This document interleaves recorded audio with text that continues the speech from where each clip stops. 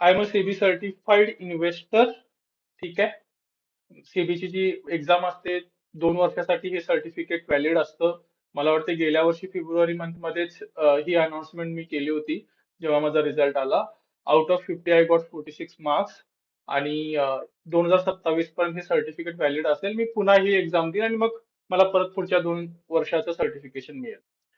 But despite this, investment हा एक no critical विषय आहे.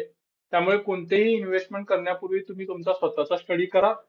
तुम्ही कोणते ऑफिशियल इन्व्हेस्टमेंट ऍडवायझर असतील तर त्यांच्याशी कन्सल्ट करा. कारण मी कोणतेही इन्व्हेस्टमेंट टिप्स देण्यासाठी हा सेशन घेत नाहीये. इथे जे काही डिस्कशन होणार आहे it is purely education thing. म्हणजे मी माझा पर्स्पेक्टिव्ह तुमच्यासोबत शेअर करतोय की माझी विचारसरणी अशी आहे या सगळ्या डिस्कशन मध्ये. सो हे सगळं करत असताना माझ्या 2 अपेक्षा आहेत तुमच्याकडून की प्लीज कुणीही माईक ओपन करू नका जोपर्यंत आपण एकमेकाशी डिस्कस करत नाहीये तोपर्यंत. कारण बाकी टीम डिस्टर्ब होऊ शकते. दुसरं, जितकं शक्य आहे तितकं नोट्स बनवा. स्क्रीनशॉट घेण्याच्या मध्ये पडू नका. कारण त्यात वेळ जातो, तुमचा मोबाईल डिस्टर्ब होईल. सगळ्यात शेवटी मी ही पीपीटी ग्रुपवरती देऊन टाकणार आहे. हे सगळं तुमच्यासाठीच बनवलंय. सो जी काही मी पीपीटी आज या सेशन मध्ये बनवली ही तुम्हाला मिळणार आहे. Don't worry about it. But notes तुम्ही तुमच्या शब्दामध्ये बनवा. कारण जोपर्यंत तुम्ही नोट्स बनवणार नाही तोपर्यंत तुम्हाला त्याचा सिरियसनेस समजणार नाही. ठीक आहे. आणि इन बिटवीन तुम्हाला काही डाऊट्स येत असतील तर तुम्ही ते चॅटबॉक्स मध्ये टाकाल. अजय आहे जो मला मदत करेल की चॅटबॉक्स मध्ये येणारे क्वेश्चन्स तिथल्या तिथे रिलेव्हंट असतील तर तो मला इन्फॉर्म करेल किंवा आपण सगळ्या शेवटी घेऊ. Done. Now let start with the market. की मार्केटमध्ये सध्या काय चाललंय हे समजून घेऊयात. त्याच्यामध्ये थोडेसे इंडायसेस बघावे लागतील आणि मग आपल्याला थोडंसं अंडरस्टँडिंग घ्यावं लागेल. ठीक आहे. मी फक्त एक वीकचा अनालिसिस घेतलाय आणि हे एनएससी चा डेटा आहे. निफ्टी 50 5.3%, म्हणजे एका वीक मध्ये सगळ्यात मोठा फॉल हा आहे की 5.3%. बँक निफ्टी 7%, मिड कॅप 4.5% आणि स्मॉल कॅप 3.7%. आपण काय करूयात, चार्ट वरती जाऊयात. आणि तुम्हाला आठवत असेल खूप साऱ्या लोकांनी इंस्टाग्रामचा व्हिडिओ बघून इथपर्यंत आलेत. सो त्यांनाही माहितीये की गेल्या रविवारी पर्टिक्युलर अराउंड याच टाइमला मी तो एक व्हिडिओ टाकला होता की मार्केट जर 23,500च्या म्हणजे निफ्टी 50 जर 23,500च्या खाली जाईल तर कोविड सारखी सिच्युएशन बनेल आणि कोविड सारखी इन्व्हेस्टमेंट अपॉर्च्युनिटी सुद्धा येऊ शकते. साधारण मला वाटतंय सोमवारी मार्केट थोडं पडलं, मंगळवारी पडलं आणि बुधवारी थोडं करेक्ट झालं. तर लोकांना वाटलं की अरे हे काय चुकीचं आहे, हे सगळं बंद होईल आता. पण शुक्रवारी जो एक मोठा फॉल आला तिथं लक्षात आलं की लोकांच्या की नाही, सिच्युएशन अजून आपल्या कंट्रोलमध्ये नाही आहे. आपण काय करूयात, थोडस चार्ट वरती जाऊन या सगळ्याच गोष्टी समजावून घेण्याचा प्रयत्न करूयात. निफ्टी 50चा चार्ट मी आता तुमच्या समोर ओपन केलाय. ठीक आहे. हा मंथली कॅन्डल आहे. सो मंथली बेसिस वरती जर बघितलं तर ऑलरेडी निफ्टी 50 8% डाऊन आहे. मंथ म्हणजे आज तारीख 15 आहे तर गेल्या 15 फेब्रुवारी पासून, सॉरी, आय थिंक हा 1 मार्च पासूनचा आहे. करेक्ट. सो 1 मार्च पासून ते 15 मार्च पर्यंत हा 8% डाऊन आहे. पण जर तुम्ही गेल्या 3 महिन्याचं किंवा 4 महिन्याचं अनालिसिस बघाल, सो डिसेंबर महिना निगेटिव्ह, जानेवारी निगेटिव्ह, फेब्रुवारी निगेटिव्ह आणि आता मार्च पण निगेटिव्ह. प्रत्येक वेळी कारण काहीतरी वेगळे होते. म्हणजे सुरुवातीला टॅरिफचा विषय सुरू झाला, मग मध्यंतरी आपलं स्वतःचं बजेट येणार होतं, त्या बजेटमध्ये काही पॉझिटिव्ह आलं नाही आणि मग आता वॉर सिच्युएशन आणि कन्सिस्टंटली फॉल. आणि अशी हिस्ट्री झाली का याच्या आधी? हो, झालीये. सो ही बघा, इथे सुद्धा 1, 2, 3, 4, 5. सो 5 महिने म्हणजे सेम गेल्या वर्षी याच पिरियड मध्ये. साधारण याची सुरुवात झाली होती मात्र ऑक्टोबर मध्ये आणि ते फेब्रुवारी पर्यंत चाललं होतं. आणि तेव्हा सुद्धा अशी सिच्युएशन होती, मार्केट साधारण 26,277चा हाय बनवून खाली आलं आणि पुन्हा वरती गेलं आणि एक्झॅक्टली 26,300 पासून पुन्हा मार्केट खाली येते. सो ही मार्केटची सायकल आहे. हे समजून घेण्याचा प्रयत्न करा की मार्केटची सायकल कंटिन्युअसली चालू असते. आणि मी जे तुम्हाला अंडरस्टँडिंग दिलं होतं की 23,500च्या खाली गेल्यानंतर मार्केटमध्ये कोविडची सिच्युएशन बनेल, त्याचं कारण एकमेव होतं. कारण मी जेव्हा इंडायसिस अनालिसिस करतो तेव्हा ईएमए 30 नावाचं इंडिकेटर वापरतो. एकदम सिम्पल लाईन असते म्हणजे मुव्हिंग ऍव्हरेजची. आणि ही खूप स्ट्रॉंग सपोर्ट मानली जाते मार्केटमध्ये. आणि कोविडच्या वेळेस माझा रेफरन्स पॉईंट तोच होता की जेव्हा जेव्हा ही लाईन तुटते ही कोविडची लाईन आहे 2020ची. आणि मॅजिकली डेट बघा, मंथ मार्चच आहे. कोविड मध्ये सुद्धा मार्च मंथच होता. सो मार्चची इतकी मोठी कॅन्डल, मार्च 2020 ला मार्केट 23% खाली आलं होतं, ऑलमोस्ट 24%. मंथ मार्चच होता. आत्ता सुद्धा 15 दिवस झालेत आणि तशीच काहीतरी कॅन्डल बनताना दिसतेय. सो ही हिस्ट्री ऑलमोस्ट 5 वर्षांनी रिपीट होताना दिसते. मग आता आपल्यासाठी काय अंडरस्टँडिंग आहे याच्यामध्ये? मी आता हे विकली कॅन्डलला स्विच करतोय. आणि विकली कॅन्डलला स्विच केल्यानंतर याचा पुढचा महत्वाचा सपोर्ट कोणता आहे? तो आहे हा, 21,743. म्हणजे एकतर मार्केट 21,000ला येऊन सस्टेन करेल आणि तिथून मार्केट पुलबॅक करून वरती जाईल, म्हणजे पॉझिटिव्ह गोष्टी घडतील, किंवा मार्केट इथून पुन्हा खाली पडू शकतो.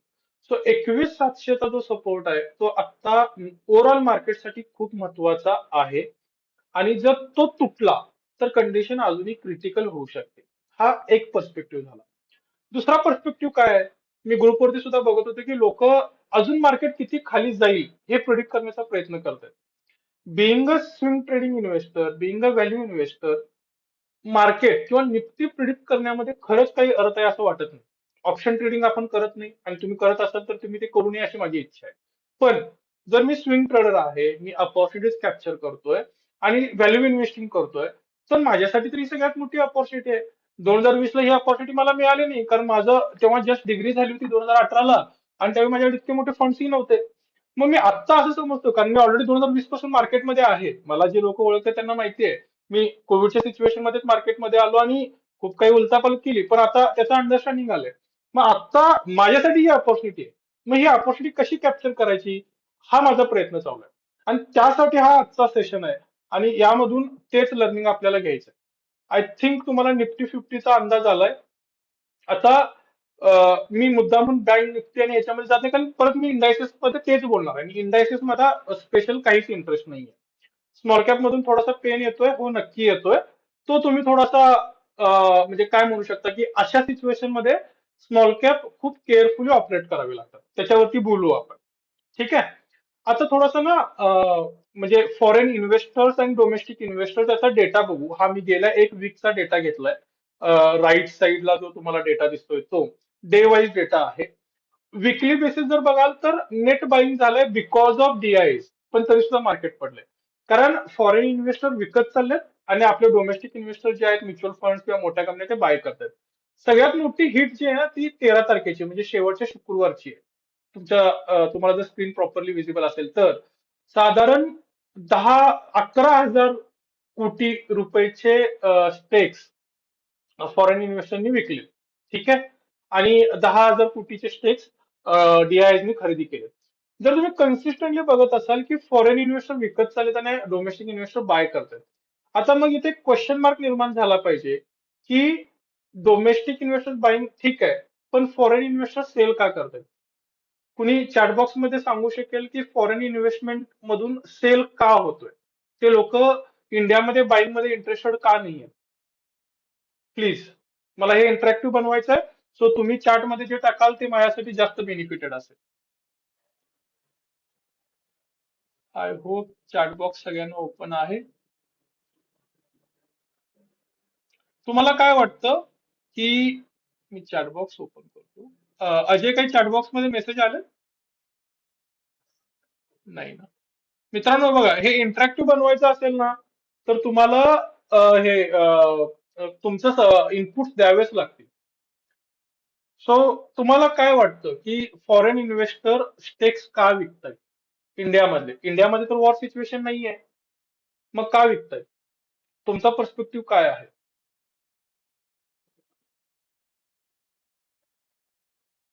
मी तुमच्या मेसेजची वाट बघतोय.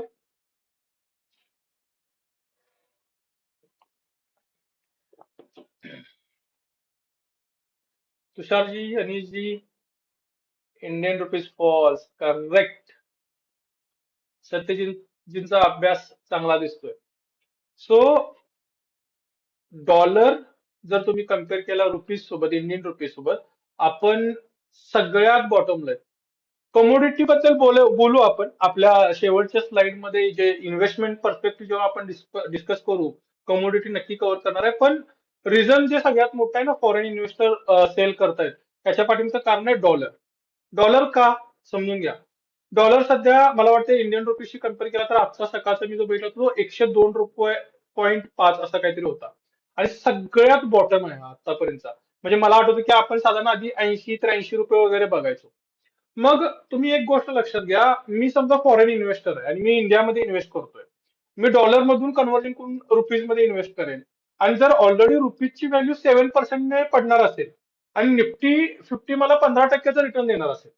सो निफ्टी 50 मधून मला 15% रिटर्न आला. पण रुपीज डिप्रिसिएशनमुळे माझा 7% लॉस होतोय ना.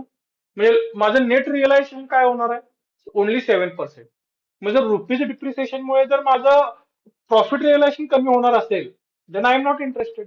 आणि तेच होतंय आणि त्यामुळे आता इंडियामध्ये जर फॉरेन इन्व्हेस्टमेंट यायची असेल, आणायची असेल, तर रुपीज स्ट्रॉंग करणं खूप गरजेचं झालेलं आहे. त्यामुळे सगळ्यात मोठं कारण जे आहे ते रुपी डिप्रिसिएशन आहे. पण ऍज अ इंडियन आपण जर फॉरेन इन्व्हेस्टमेंट करणार असू तर ही आपल्यासाठी ऑपॉर्च्युनिटी आहे. कशी? समजा आपली जशी निफ्टी 50 इंडायसिस आहे तसा तिकडचा इंडायसिस आहे, युएस मधला असेल, युएन मधला असेल, तर तो जर 15% रिटर्न देणार असेल आणि जर रुपी आपली 7% डिप्रिशिएट होणार असेल, तर नेट प्रॉफिट रिअलायझेशन आपल्याला 22% होईल. कारण 15 प्लस रुपी डिप्रिसिएशन मधला जो फरक आहे तो 7%. जर आपण युएस डॉलर मध्ये इन्व्हेस्ट करू तर हे थोडंसं लक्षात घ्या. त्यामुळे फॉरेन इन्व्हेस्टर पळून चाललेत. वॉर सिच्युएशन एक पार्ट आहे, पण त्याचं सगळ्यात मोठं कारण हे सुद्धा एक आहे. ठीक आहे. सो तुम्हाला एक मार्केटचा अंडरस्टँडिंग आला असेल. जर तुम्हाला आतापर्यंत क्लिअर असेल तर सो फार क्लिअर म्हणजे SFC असं चॅट बॉक्स मध्ये टाईप करा. मग आपण पुढे जाऊया. सो फार सगळं क्लिअर आहे. मी काय सांगतोय ते कन्व्हेक्शन तुम्हाला समजते किंवा मी काही चुकीचं बोलतोय असं काही वाटत नाही, तर एकदा फक्त मेसेज करून द्या. ग्रेट. ग्रेट. परफेक्ट. सो मित्रांनो, मी तुम्हाला काल रात्री एक व्हॉइस नोट दिला होता आणि त्याच्यामध्ये मी असं म्हटलं होतं की तुम्ही जे पैसे इन्व्हेस्ट करणार आहात ना, it is going to be a very high risk thing. कारण तुम्ही तुमच्या कष्टातून कमवलेले पैसे आहेत. त्यामुळे आम्ही गेले 5 वर्ष काही सक्सेस प्रिन्सिपल्स पाळतोय. ते थोडक्यात बघूयात आणि पटकन पुढे जाऊयात. सगळ्यात पहिलं प्रिन्सिपल आहे वेल्थ अँड फ्रीडम. म्हणजे हे जे सगळं चाललंय ना, TD stock, TDs investment, it is all about financial freedom. मला फायनान्शियली फ्री व्हायचंय, जेणेकरून मला अशा गोष्टी करायला वेळ मिळेल जे मी करू शकतो. आणि त्यासाठी मला पोर्टफोलिओ बनवायचा आहे, ना की ऑप्शन ट्रेडिंग, इंट्राडे, शॉर्टकट मेथडने काहीतरी करण्याचा प्रयत्न करून आउट ऑफ द मार्केट व्हायचंय. मार्केटमध्ये बनून राहायचंय आपल्याला. So it is all about wealth and freedom. Second, health first. हे सगळं करत असताना तुमच्या तब्येतीची पहिल्यांदा काळजी घ्या. काय म्हणतात ते, सिर सलामत तो पगडी पचास. म्हणजे तब्येतच चांगली असेल तर हे सगळे एन्जॉय करता येईल. अदरवाईज काही एन्जॉय करता येणार नाहीये. Mastery and focus. एक किंवा दोन गोष्टी पकडा, त्याच्यामध्ये मास्टरी बनवा, त्याच्यावरतीच फोकस करा. जसं तुम्ही माझे सगळे व्हिडिओ करून बघा. मी तुम्हाला सातत्यानं दोन गोष्टीवरतीच बोलताना दिसेल, स्विंग ट्रेडिंग आणि व्हॅल्यू इन्व्हेस्टिंग. याच्या पलीकडे काही डिस्कशन नाही. No option, no intraday. हे या दोनच गोष्टी गेले 5 वर्ष याच्यामध्येच लर्निंग, याच्यामध्येच फोकस, याच्यामध्येच डेव्हलपमेंट करायचे. सो तुम्ही ठरवा तुमच्यासाठी काय सुटेबल आहे आणि त्याच्यावरतीच काम करा. Grow together. ही कम्युनिटी जी बनवली आहे, it's all about growing together. माझ्याकडे जे नॉलेज आलंय ते दुसऱ्यासोबत शेअर करा, त्याच्याकडून ते समजून घ्या आणि you just go on. And last, give back to the society. स्वतः मेकलके सर येत आहेत, अजय येत आहे, खूप सारे लोक आहेत, अनिस इथं आहे. So we have our small NGO की जिथून आम्ही थोडीशी मदत करण्याचा प्रयत्न करतो. हे लोक इंडिव्हिज्युअल लेवलला पण मदत करतात. सो आपली रिस्पॉन्सिबिलिटी आहे, जे आपण काय अर्न करतोय त्यातून एक छोटासा भाग आपल्या सोसायटीला बॅक टू सोसायटी गेला पाहिजे. ठीक आहे. दिस आर आवर सक्सेस प्रिन्सिपल्स. हे तुम्ही फॉलो करा लाईफमध्ये, तर सक्सेस तुमचा आहे. आता मी इन्व्हेस्टमेंट बद्दल बोलणार आहे की या वॉर सिच्युएशन मध्ये कोणत्या स्टॉक्स वरती आपण फोकस करू शकतो, कमोडिटी मध्ये आपल्याला काय केलं पाहिजे, त्याच्या पाठीमागची कारणं काय आहेत, ही प्रत्येक गोष्ट आपण लक्षात घेणार आहोत. पण त्याच्या आधी एकदा इन्व्हेस्टमेंट फ्रेमवर्क समजून घ्या. स्क्रीनशॉट काढू नका, मी देणार आहे तुम्हाला, डोंट वरी. ठीक आहे. तर हे फ्रेमवर्क काय आहे आणि हे फ्रेमवर्क का सस्टेनेबल आहे हे पण मी तुम्हाला सांगून देईन. त्याच्या आधी जे सक्सेस प्रिन्सिपल्स मी तुम्हाला सांगितलेत ते तुम्हाला आवडलेत का, ते तुम्हाला अलाइन वाटतात का?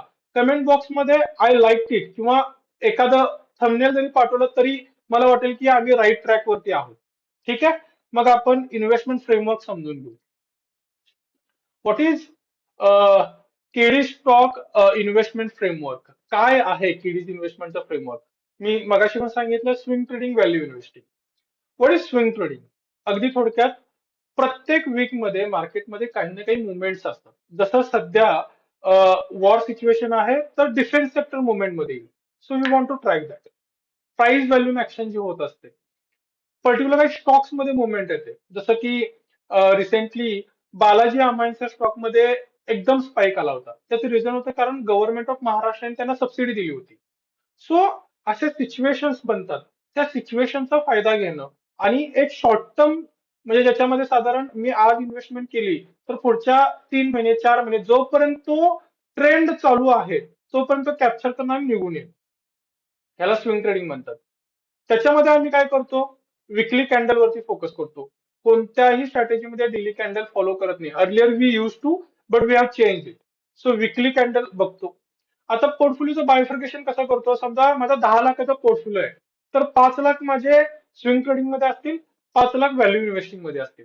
व्हॅल्यू इन्व्हेस्टिंग काय डिटेलमध्ये बोलू, कारण आज आपल्याला व्हॅल्यू इन्व्हेस्टिंग वरती डिस्कस करावं लागणार आहे, कारण मार्केट जेव्हा फॉल मध्ये असतं तेव्हा फक्त आणि फक्त व्हॅल्यू इन्व्हेस्टिंग करायची असते. Swing trading close. आणि मी आधी पण सांगितलंय सगळ्यांना की स्विंग ट्रेडिंग वरती फोकस करू नका. आता मार्केट फॉल मध्ये आहे तर आपण व्हॅल्यू इन्व्हेस्टिंगचा स्ट्रॉंग पोर्टफोलिओ बनवू, जो आपल्याला लॉंग ग्रोथला घेऊन जाईल. ठीक आहे. मग 50% स्विंग ट्रेडिंग, 50% व्हॅल्यू इन्व्हेस्टिंग. आता याच्यामध्ये तुमचं रिस्क प्रोफाइलिंग पण असतं. जसं माझं काय की मला स्विंग ट्रेडिंग खूप आवडतं, मी 50% करतो. पण काही लोकांना त्या रिस्क मध्ये जायचं नसेल तर तुम्ही व्हॅल्यू इन्व्हेस्टिंग 70% करू शकता, स्विंग ट्रेडिंग 30% करू शकता. ठीक आहे. आणि मग ओव्हरऑल ऑब्जेक्टिव्ह काय आहे, की स्विंग ट्रेडिंग तो एक अल्फा क्रिएट करेल आपल्या पोर्टफोलिओमध्ये, आणि व्हॅल्यू इन्व्हेस्टिंग आपले फायनान्शियल किड्स असतील. म्हणजे जेव्हा मी रिटायरमेंट एज मध्ये येईन किंवा जेव्हा माझी काम करायची इच्छा नसेल असा फेज असेल, तेव्हा माझा व्हॅल्यू इन्व्हेस्टिंगचा पोर्टफोलिओ मला लॉंग टर्म सांभाळेल आणि त्या पोर्टफोलिओच्या जीवावरती मी माझी लाईफ काढू शकेन. असा याच्या पाठीमागचा पर्स्पेक्टिव्ह आहे. त्यामुळे तुम्हाला तुमच्या पोर्टफोलिओचं हे बायफर्गेशन प्रॉपरली करता आलं पाहिजे. ठीक आहे. आता काय करूयात, याची प्रोसेस समजून घेऊया. सो समजा तुम्ही स्विंग ट्रेडिंग करा किंवा व्हॅल्यू इन्व्हेस्टिंग करा, प्रोसेस कॉमन पाहिजे. म्हणजे भले बायफर्गेशन आहे ना, 50% 50%, पण प्रोसेस कॉमन पाहिजे. ती प्रोसेस समजून घेऊया. प्रोसेस मध्ये काय असेल, सगळ्यात पहिल्यांदा स्टॉक आयडिया. तुमच्या मताने स्टॉक आयडिया म्हणजे काय? तुम्ही काय विचार करता एखादा स्टॉक जेव्हा तुमच्याकडे येतो ना डिस्कशनला, तेव्हा नेमकी तुमची प्रोसेस काय असते? चॅट बॉक्स मध्ये टाकलं तरी चालेल, कुणाला माईक ओपन करून बोलायचं असेल तरी चालेल. आता जसं मी एक तुम्हाला हिंट देईन की वॉर सिच्युएशन चालू आहे, so defence is the stock idea. अशा काय काय स्टॉक आयडिया असू शकतात.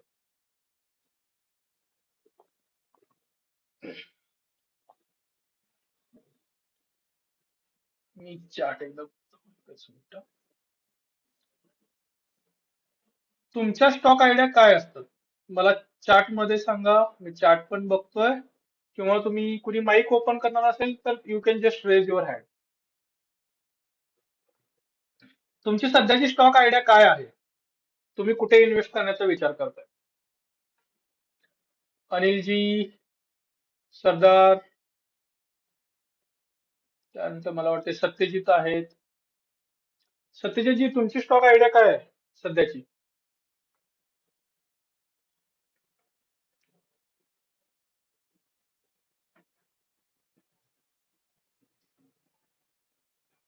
Tata motors. Okay. Tata motors कशासाठी आहे पण? काय रिझन? सीव्हीपीव्ही? त्याच्या पाठीमागची आयडिया काय, थॉट प्रोसेस काय आहे? पडलंय म्हणून? ओके. अजून कोणी? Down side. Okay, great. So सध्या ETF accumulation, Chetanji, valuation is the best. Okay. सध्या ETF accumulation is the best, correct. Import export stock, perfect, great. So technically एक स्टॉक आयडिया येते, जसं मी म्हटलं की डिफेन्स सेक्टर, किंवा मी तुम्हाला pharma sector, correct. EV due to crude oil issue, correct. Perfect. So thinking match होते आपली.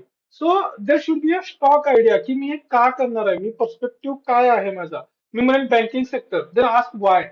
सो पर्टिक्युलर मुवमेंटसाठी किंवा त्या पर्टिक्युलर विषयामध्ये जाण्यासाठी किंवा व्हॅल्यू इन्व्हेस्टिंग मध्ये जरी आज मी डिस्कस करणार असेल, तर का, काय स्टॉक आयडिया आहे, that should be first.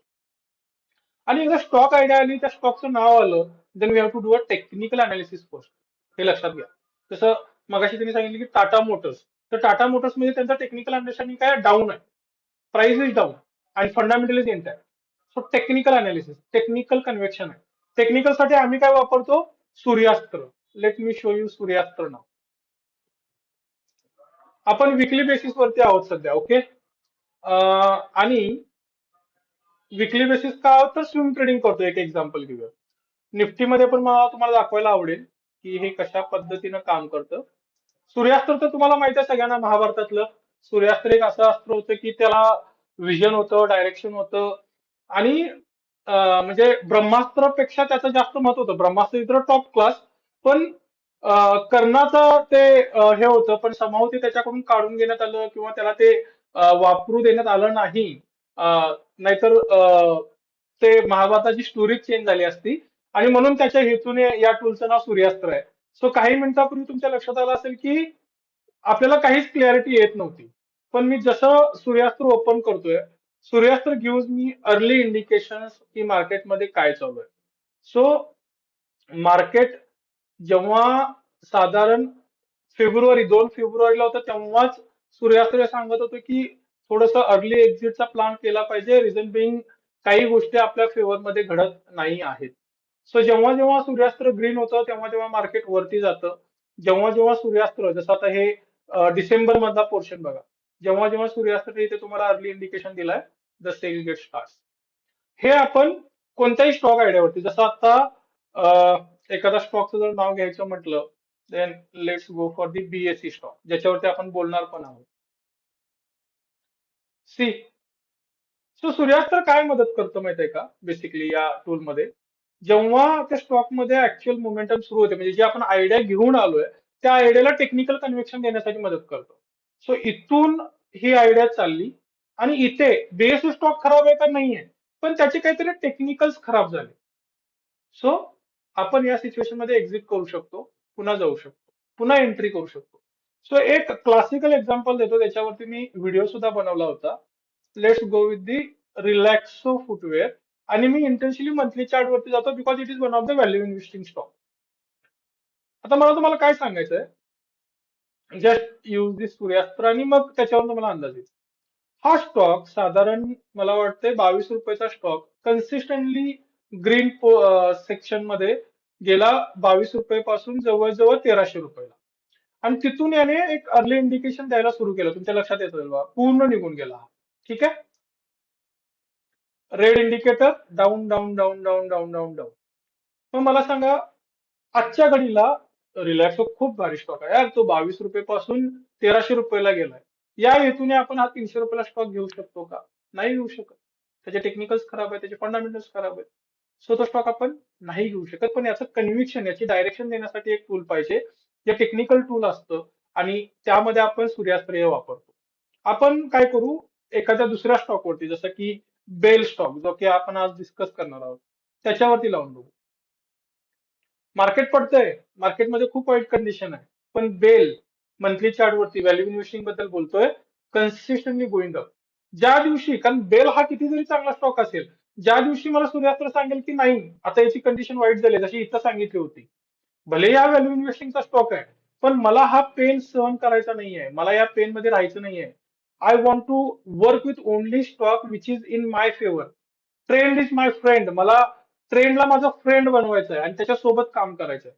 So bell माझ्या कायम वॉचलिस्ट मध्ये असेल. मी याला अक्युमुलेट करेन करेन करेन.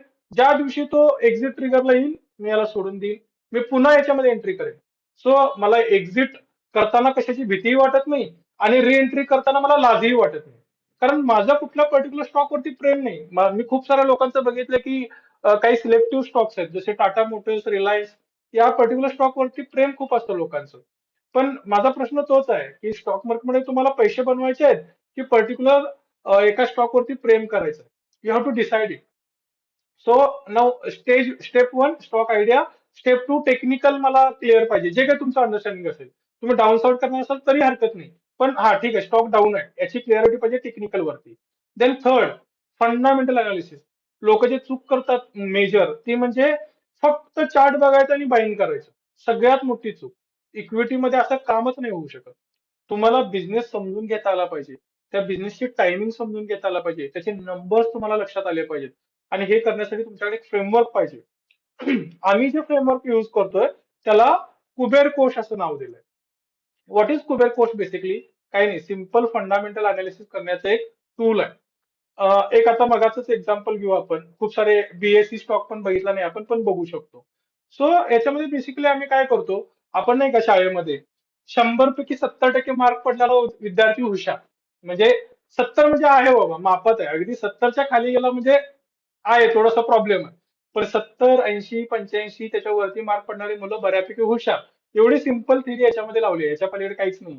सो फंडामेंटलचे काही रेशोज काढले, जसं डेट टू इक्विटी रेशो आहे, आरओसी आहे, प्रत्येक कंपनीमध्ये कॉमन असतो. फक्त फायनान्शियल स्टॉक आणि नॉन फायनान्शियल स्टॉक थोड्या पॅरामीटर्स वरती वेगळे वेगळे अनालिसिस करावे लागतात. आणि मग त्याला आउट ऑफ 5 मार्क्स देतो, आणि कलेक्टिव्हली त्याचे मार्क्स इथे येतात. एखादा स्टॉक मी सगळ्यात शेवटी या कुबेर कोर्समध्ये तुम्हाला अनालिसिस करून दाखवेन, म्हणजे तुम्हाला आयडिया येईल की हे कसं काम चालतं. सो सगळ्यात पहिला माझ्याकडे स्टॉक आयडिया आली, मग त्यानंतर मी त्याचं टेक्निकल अनालिसिस म्हणजे सूर्यास्त्र वापरलं, आणि कुबेर कोर्समध्ये जाऊन फंडामेंटल अनालिसिस केलं. याच्या बेसिस वरती मला काय येतं, कन्व्हेक्शन येतं, आणि मग मी डिसिजन घेऊ शकतो की आता बाईंग करायचं की नाही करायचं. ठीक आहे. सो याच्यामध्ये ऍड ऑन म्हणून सध्या आर्टिफिशियल इंटेलिजन्सचं युग आहे, सगळ्यांना माहिती आहे की एआय, चॅट जीपीटी, खूप काही टूल येत आहेत. त्यामुळे आपल्या आयटी इंडस्ट्रीची पण थोडीशी वाट लागलेली आहे. पण बिंग इन्व्हेस्टर, मी त्याचा फायदा करून घेईन ना. मी एआय टूल वापरेन या कामासाठी, मी त्याला कामाला लावेन. तर मी त्याचा एक प्रयत्न केला, आणि गेले 3 महिने मल्टिपल ट्रायल एरर्स केल्यानंतर एक सिस्टीम मी डेव्हलप केली आहे, ज्याच्यामध्ये मी सगळ्यात शेवटी एआय ची पण मदत घेतो. मग ह्यासाठी काय करूयात, एक एक्झाम्पलच घेऊन जाऊया, म्हणजे थोडं काय होईल की तुम्हालाही लक्षात येईल गोष्ट. मार्केट खाली आहे सगळ्यांना मान्य आहे, आणि ते एक्झाम्पल मी पूर्ण प्रोसेसमध्ये डिस्कस करण्याआधी आतापर्यंत मी सांगितलेल्या स्टेप्स फक्त तुम्ही चॅट बॉक्स मध्ये टाकून द्या, जेणेकरून मला अंडरस्टँडिंग येईल की तुम्ही नोट्स काढताय की जस्ट एक बाबा यानं काहीतरी आज अरेंज केलंय म्हणून ऐकूया, असं काही चालू आहे का. ठीक आहे. तर काय करा, मी जे तुम्हाला स्टेप्स सांगितल्या ना आता, त्या स्टेप्स याच्यामध्ये टाका. स्टॉक सिलेक्शन प्रोसिजर ज्या स्टेप्स होत्या, काय होती स्टेप वन, काय होती आपली,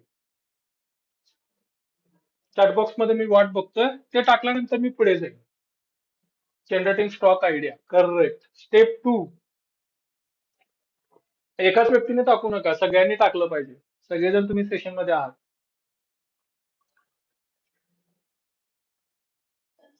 what is our step to?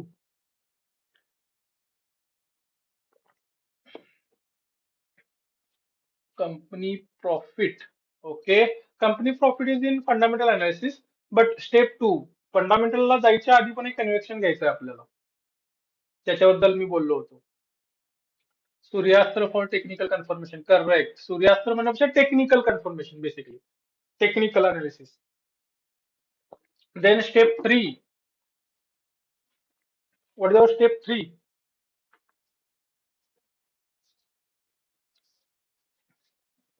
Kuber Kosh, fundamental analysis.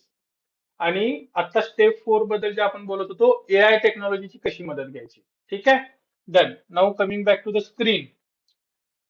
So Bombay Stock Exchange नावाचा स्टॉक मी आता स्क्रीनवरती ओपन केलाय. It is a value investing stock.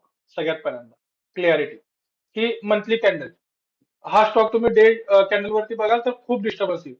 Monthly कॅन्डलची गंमत काय ना मित्रांनो, व्हॅल्यू इन्व्हेस्टिंग बद्दल जेव्हा बोलतोय, सी, नो नॉईज, याला मी शिफ्ट करतो डेलीला, चांगला स्टॉक आहे.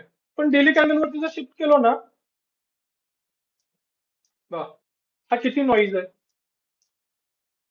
हे खालीवर खालीवर खालीवर, आणि या नॉईज मध्ये ना पेशन्स राहत नाही. पण याला मी सिम्पली काय करतोय, मग सॉरी विकलीला केलंय, मी आता याला मंथली शिफ्ट करतो. सो व्हॅल्यू इन्व्हेस्टिंग आज जे डिस्कस करणार आहोत, आणि फक्त व्हॅल्यू इन्व्हेस्टिंग वरतीच फोकस करायचा या सिच्युएशन मध्ये. स्विंग ट्रेडिंग बद्दल येऊ, मार्केटला थोडंसं ट्रेंड मध्ये येऊ द्या, आपल्या फेवर मध्ये येऊ द्या. आता सध्या व्हॅल्यू गेला नॉईज निघून.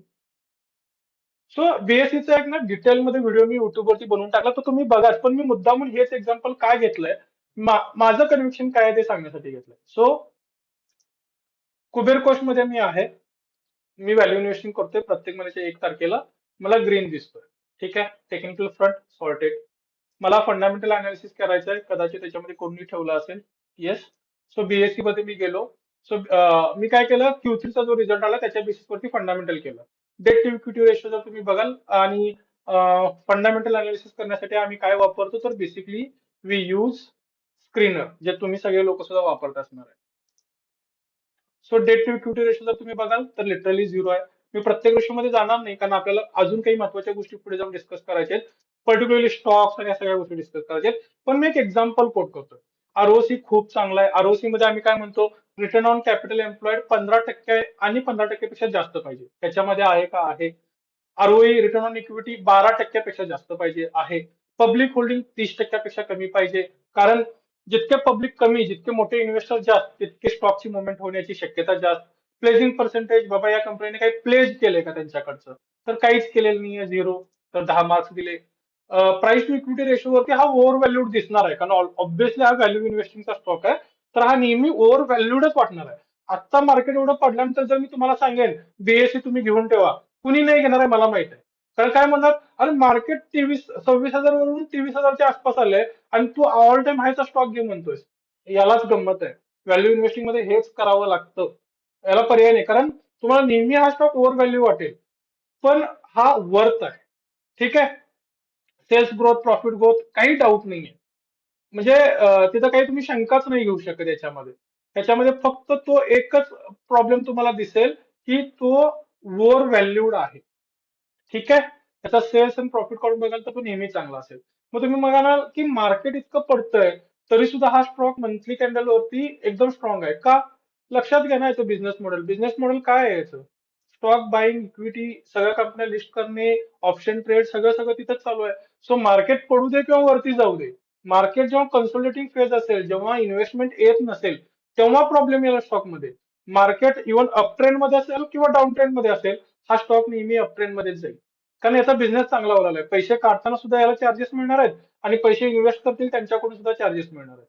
सो हा नेहमी त्या पद्धतीनेच परफॉर्म करणार आहे. सो मी टेक्निकली सॉर्ट झालो, मी फंडामेंटली सॉर्ट झालो. आता मी तुम्हाला जे सांगत होतो की मी एआय ची मदत घेतो. तर एआय च्या मदतमध्ये मी काय करतो, मी ह्याच्या पाठीमागे एक फ्रेमवर्क बनवून ठेवलंय. मी फक्त स्टॉकचं नाव टाकतोय आता. कदाचित तुम्ही जर करायला जाल तर तुम्ही स्टॉकचं नाव टाकल्यानंतर या फ्रेमवर्क मध्ये नाही, त्याच्या बॅकएंडला काही काम झालेलं आहे. मी जेव्हा आता बीएसई असं स्टॉकचं नाव टाकतो, हे नाव टाकल्यानंतर ना एक प्रॉपर रिपोर्ट तुमच्या समोर येईल आता. आणि तो पण मला ज्या फॉर्मॅटमध्ये हवा आहे त्या फॉर्मॅटमध्ये येईल. So I have one framework, ज्याला मी म्हणतो मशीन फ्रेमवर्क. मित्रांनो, मी स्वतः बी मेकॅनिकल इंजिनियर आहे. आणि एक अटॅचमेंट असते तुमची, म्हणजे भले मी फायनान्शियल इन्स्ट्रुमेंट्स मध्ये काम करतोय आता, पण त्या तुम्ही जे शिकलाय त्याच्यासोबत अटॅचमेंट आहे. तर त्या अटॅचमेंट मध्ये बसून एक बनवलेलं फ्रेमवर्क आहे. मशीन फ्रेमवर्क काय आहे? M is for mega trend. मी जेव्हा एखाद्या व्हॅल्यू इन्व्हेस्टिंग मध्ये इन्व्हेस्ट करेल, तेव्हा मला लॉंग टर्म मेगा ट्रेंडचा स्टॉक पाहिजे. बीएससी संपणार नाही मला माहिती आहे. बीएलएस म्हणून एक आहे, त्याच्यावरती बोलू आपण. भारत इलेक्ट्रॉनिक्स, डिफेन्स संपूच नाही शकत ना तुम्ही, देशाची सुरक्षा तर ठेवावीच लागेल तुम्हाला. भारत इलेक्ट्रॉनिक्स, असे खूप सारे स्टॉक्स की जे मेगा ट्रेंड मध्ये काम करतात. दुसरा ऍक्शन, या कंपन्या ऍक्शन टेकिंग आहेत का? म्हणजे हे अनालिसिस करून काय सांगतंय मला, इथं बघा तुम्हाला येते स्ट्रॉंग स्ट्रॉंग स्ट्रॉंग. हे काय लागलंय ते सांगतो मी तुम्हाला, कारण याचं अनालिसिस करून ठेवलंय बॅकेंडला. हे ऍक्शन घेतात का? एखादा प्रॉब्लेम आल्यानंतर त्याच्यावरती सोल्युशन काढतायत का? हे खूप सारे रिपोर्ट्स बघतात, त्या रिपोर्ट्स मधून हा रिझल्ट घेऊन येतो. कॉम्पिटेटिव्ह ऍडव्हान्टेज काय आहे का? बीएससी ऑब्व्हियसली आहे ना, कारण बीएससी नंतर काय आहे? एनएससी आहे. एनएससी नंतर काय? एमसीएक्स आहे. एमसीएक्स वरती तर फक्त कमोडिटी ट्रेड होते, म्हणजे इक्विटी ट्रेड होणारे हे दोनच प्लॅटफॉर्म आहेत. आणि असा तिसरा प्लॅटफॉर्म बनायला खूप वेळ लागणार आहे. सो कॉम्पिटेटिव्ह ऍडव्हान्टेज आहे. हाय क्वालिटी कंपनी आहे का, हे कसं ठरवणार? त्याचा आरओसी म्हणजे रिटर्न ऑन कॅपिटल एम्प्लॉईड, म्हणजे यांना जर मी 1 लाख रुपये दिले तर त्यातनं किती रिटर्न काढतील, म्हणजे ती कॅपॅसिटी त्यांच्यामध्ये आहे का? आय इज फॉर इम्प्रुव्हमेंट, हे सातत्याने इम्प्रुव्हमेंट करतात का? जसं तुमच्या लक्षात येत असेल, आधी ईटीएफ इतके ट्रेड होत नव्हते, पण बीएससीने ईटीएफ इंट्रोड्यूस केले. आयपीओ खूप जास्त लॉन्च होत आहेत. सो इम्प्रुव्हमेंट करतायत ना, बिझनेस ग्रो करण्याचा प्रयत्न करतायत. त्यानंतर N is for new growth triggers. काय नवीन आणतायत का मार्केटमध्ये सध्या, काय काही असं आणतायत का ज्याच्यामुळे कंपनीमध्ये डेव्हलपमेंट होईल आणि सगळ्यात शेवटी earning growth. So it is a basically machine framework, हे चेक होतं. त्यानंतर अगेन मी जसं म्हटलं की बी मेकॅनिकल इंजिनियर आहे, तर एक 4 सिलेंडर मॉडेल आहे. 4 सिलेंडर मॉडेलमध्ये काय केलंय, फंडामेंटल मध्ये 4 महत्वाचे पार्ट. एक सेल्स ग्रोथ. तुम्ही कोणतीही कंपनी घ्या, तुम्ही स्वतः दुकान जरी टाकलं ना, समजा किराणा मालाचं, तुमच्या किराणा मालातून माल विकलाच जात नाहीये, महिन्याभरात त्याला बंद बंद करावं लागेल ना, कुलूप लावावं लागेल महिन्या 2 महिन्यात. माल विकला पाहिजे ना, भलेही प्रॉफिट मार्जिन सुरुवातीला कमी मिळेल, पण ती सायकल चालली पाहिजे. मग सेल्स ग्रोथ म्हणजे जे 4 सिलेंडर असतात ना आपल्या गाडीमध्ये, आता तर इलेक्ट्रिकल व्हेकल्स येत आहेत, पण 4 सिलेंडर वाल्या गाडीची मजा वेगळी असते. तर त्या 4 सिलेंडर मध्ये एक पहिलं जे सिलेंडर आहे ते सेल्स ग्रोथ आहे. सेल्स व्हायला लागलाय का, म्हणजे तो फायर होतोय का. ऑपरेटिंग लिव्हरेज म्हणजे मार्जिन चांगलं मिळतंय का. 10 रुपयाला एक वस्तू ही कंपनी विकते, त्यातून 2 रुपये कमवते, आणि दुसरीच कंपनी तीच वस्तू 10 रुपयाला विकून 3 रुपये कमवते, म्हणजे त्यांचं ऑपरेटिंग मार्जिन चांगलं आहे. मग या कंपनीचं आहे का. मार्जिन एक्सपान्शन, मार्जिन वाढवतायत का, ते एक्सपान्शन साठी काय प्रयत्न करतायत का. आणि डेट रिडक्शन, मी खूपदा या विषयावरती बोललोय की कर्जबाजारी कंपनी कधीच तुम्हाला वरती घेऊन जाणार नाही.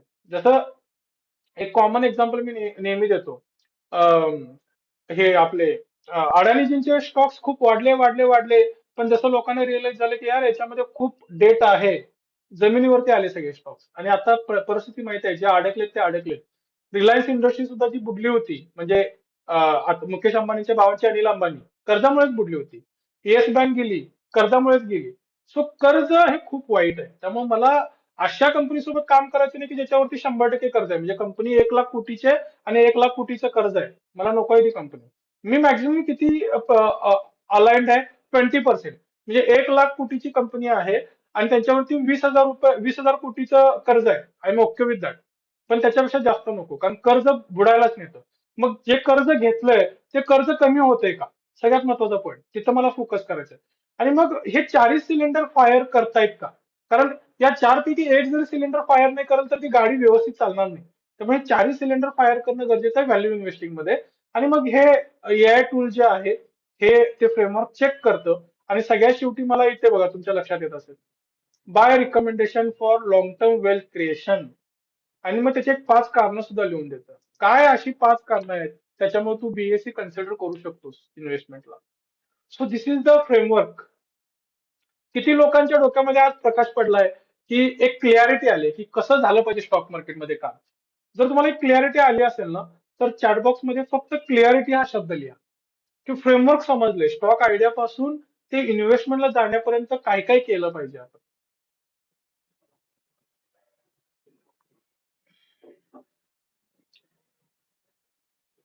डन. एकच रिस्पॉन्स आलाय, बाकीचे लोक झोपले नाहीत ना. आता या मार्केटच्या सिच्युएशन मध्ये झोपलात ना, नंतर आयुष्यभराची झोप उडणार आहे, लक्षात ठेवा, कारण ही संधी आहे. ही संधी आहे मित्रांनो, कोविड नंतरची. काय होईल समजा मी 5-6 लाख रुपयाची इन्व्हेस्टमेंट करायचा प्रयत्न केला आणि समजा बुडले, सगळे जग बुडेल एकत्र, त्याच्या व्यतिरिक्त काही बुडणार नाहीये, म्हणजे आपण जगाबरोबर बुडू. ठीक आहे. पण जर हे उभा राहिलं, आणि दरवेळेस उभा राहिलंय, कारण कोविड सिच्युएशन मध्ये सुद्धा आपल्याला असं वाटत होतं की उभं राहील की नाही. ह्याच्या आधी जेव्हा जेव्हा मार्केट पडले तेव्हा प्रत्येक वेळा असं वाटलं होतं की हे परत उभा नाही राहणार. आणि जेव्हा अशी भीती वाटत असते ना, तीच खरी अपॉर्च्युनिटी असते इन्व्हेस्टमेंटची. त्यामुळे झोपू नका, लक्ष ठेवा. चला, खूप साऱ्या लोकांनी क्लॅरिटी लिहिलंय. येस, एआय असिस्टंट बद्दल मी बोललो ऑलरेडी.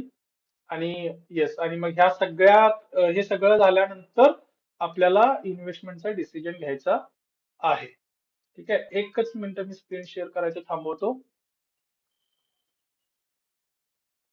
कारण पुढची स्लाइड खूप महत्वाची आहे. माझी अशी इच्छा असेल, या स्लाइड वरती तुम्ही सगळ्यात जास्त नोट्स बनवा, कारण इथे मी आता नेमकं काय करायचं, मी फ्रेमवर्क सांगितलं तुम्हाला, आम्ही जे फ्रेमवर्क फॉलो करतो ते. आता तुम्हाला काय करायचंय या पर्टिक्युलर मार्केटच्या सिच्युएशन मध्ये, ते मी डिस्कस करणार आहे. त्यामुळं ही स्लाइड सगळ्यात महत्वाची असेल असं मी म्हणेन. आधीच्या स्लाइड महत्वाच्या होत्या का, 100% होत्या, कारण तो बेस आहे मित्रांनो. ते नाही कराल आणि तुम्ही डायरेक्टली या शेवटच्या स्लाइडला कन्सिडर कराल, nothing is going to work. So war situation आहे, माय सजेशन डिरेक्टली की इक्विटीमध्ये तर इन्व्हेस्टमेंट कराच, ते डिस्कस करूच, but think about the metal sector also. आणि सगळ्यांच्या आवडीचं आहे, त्यातल्या त्यात भारतीयांचं तर खूप जास्त आवडीचं आहे की गोल्ड. सुशांत, तू कॉल मध्ये आहेस का? हे, ठीक आहे. हा. सोनं आपल्या सगळ्यांच्या आवडीचं आहे, आपल्या घरातल्या महिलांना पण आवडतं. तुम्ही मॅरिड असाल तर वर्षातून बायकोला एकदा गोल्ड मध्ये गिफ्ट करत चला. ते आता तुमच्या लक्षात आलं असेल की गोल्ड जेव्हा वरती गेलं, याच्या आधी जर बायकोला जरा सोनं खरेदी करून दिलं असतं तर बरं झालं असतं, अशी फिलिंग आली असेल काही लोकांना. पण एक प्रश्न घेऊयात आता याच्यामध्ये, की सोनं आणि चांदी हे दोन्ही जे वरती गेले रिसेंटली, हे का गेले? तुम्ही काय अभ्यास केलाय आणि तुम्हाला काय समजलंय? मला तुमचे ना मेसेज बघायला खरंच आवडतील, कारण मला हे बघायचं की किती लोकांची अलाइनमेंट आहे या प्रोसेसमध्ये, किती लोकांना या गोष्टी लक्षात येत आहेत, किंवा तुम्ही किती केअरफुली या गोष्टी बघताय. गोल्ड आणि सिल्वर आणि ओव्हरऑल मेटल सेक्टर्स मध्यंतरी, कारण आम्ही कॉपर मध्ये तर 85% प्रॉफिट बुक केलं होतं, तर का वरती गेलं तुमच्या मताने? प्लीज, मी चॅट बॉक्स बघतोय, म्हणजे मला डिस्कशन मध्ये जाता येईल actually. Availability and demand, okay. Uncertainty, uses of dollar, Nandan, okay. Nandan, Nandanji तुमचं सरनेम कसं प्रोनाऊन्स होतं? अनसर्टनिटी, युजेस ऑफ डॉलर, परिंदा, नंदन परिंदा. नंदनची आपण कोणत्या डिस्ट्रिक्ट मधून येता, एकदा प्लीज कमेंट मध्ये टाका. Sardar Makhdoom AV, Anil Kamble, all national bank dump gold, great. Nandanji from Pune, great. Anil Kambleji, great. Great thinking man. अजून अजून काही कुणी सांगेल? अजय, गिरीश सर असतील तर. अनिश, काय वाटतं तुम्हाला, का सोनं वरती गेलं? आपल्याकडे कार्यक्रम चालू झाले होते म्हणून, लग्नाचे, वेडिंग सीझन. Correct, correct. बऱ्याच लोकांशी मी जेव्हा नॉर्मली चर्चा करतो, त्यांच्या एक मनात असते, कारण नाही ते दिवाळीचा सण किंवा काय म्हणतात त्याला, लग्नाचे सीझन आले की सोनं वरती जातं. ओके, तुमच्या सगळ्यांचे झाले असतील पॉइंट्स, तर I will give a best to you नाव. आणि हे समजून घ्या, कारण पुढचे 3 वर्ष मी गोल्ड मध्ये, मी टोटल जी काही इन्व्हेस्टमेंट करेन ना, समजा मी महिन्याला 1 लाख रुपयाची इन्व्हेस्टमेंट करतोय, तर मी 20% इन्व्हेस्टमेंट मेटल सेक्टर मध्ये करणार आहे. आणि त्याच्यामध्ये गोल्ड हा एक प्रायोरिटी पॉईंट असेल. कारण समजून घेऊया. ओव्हरऑल तुम्हालाही माहिती आहे की मार्केटमध्ये करन्सीचा जेव्हा विषय येतो, तेव्हा आपल्यासाठी बेस्ट स्टँडर्ड काय आहे? म्हणजे इंडियन रुपीज आहे, सिंगापूर करन्सी आहे, युएस डॉलर आहे. चॅटबॉक्स मध्ये मला सांगा की आपण बेस्ट करन्सी काय पकडतो, कोणती करन्सीला आपण स्ट्रॉंग करन्सी मानतो पूर्ण जगामध्ये?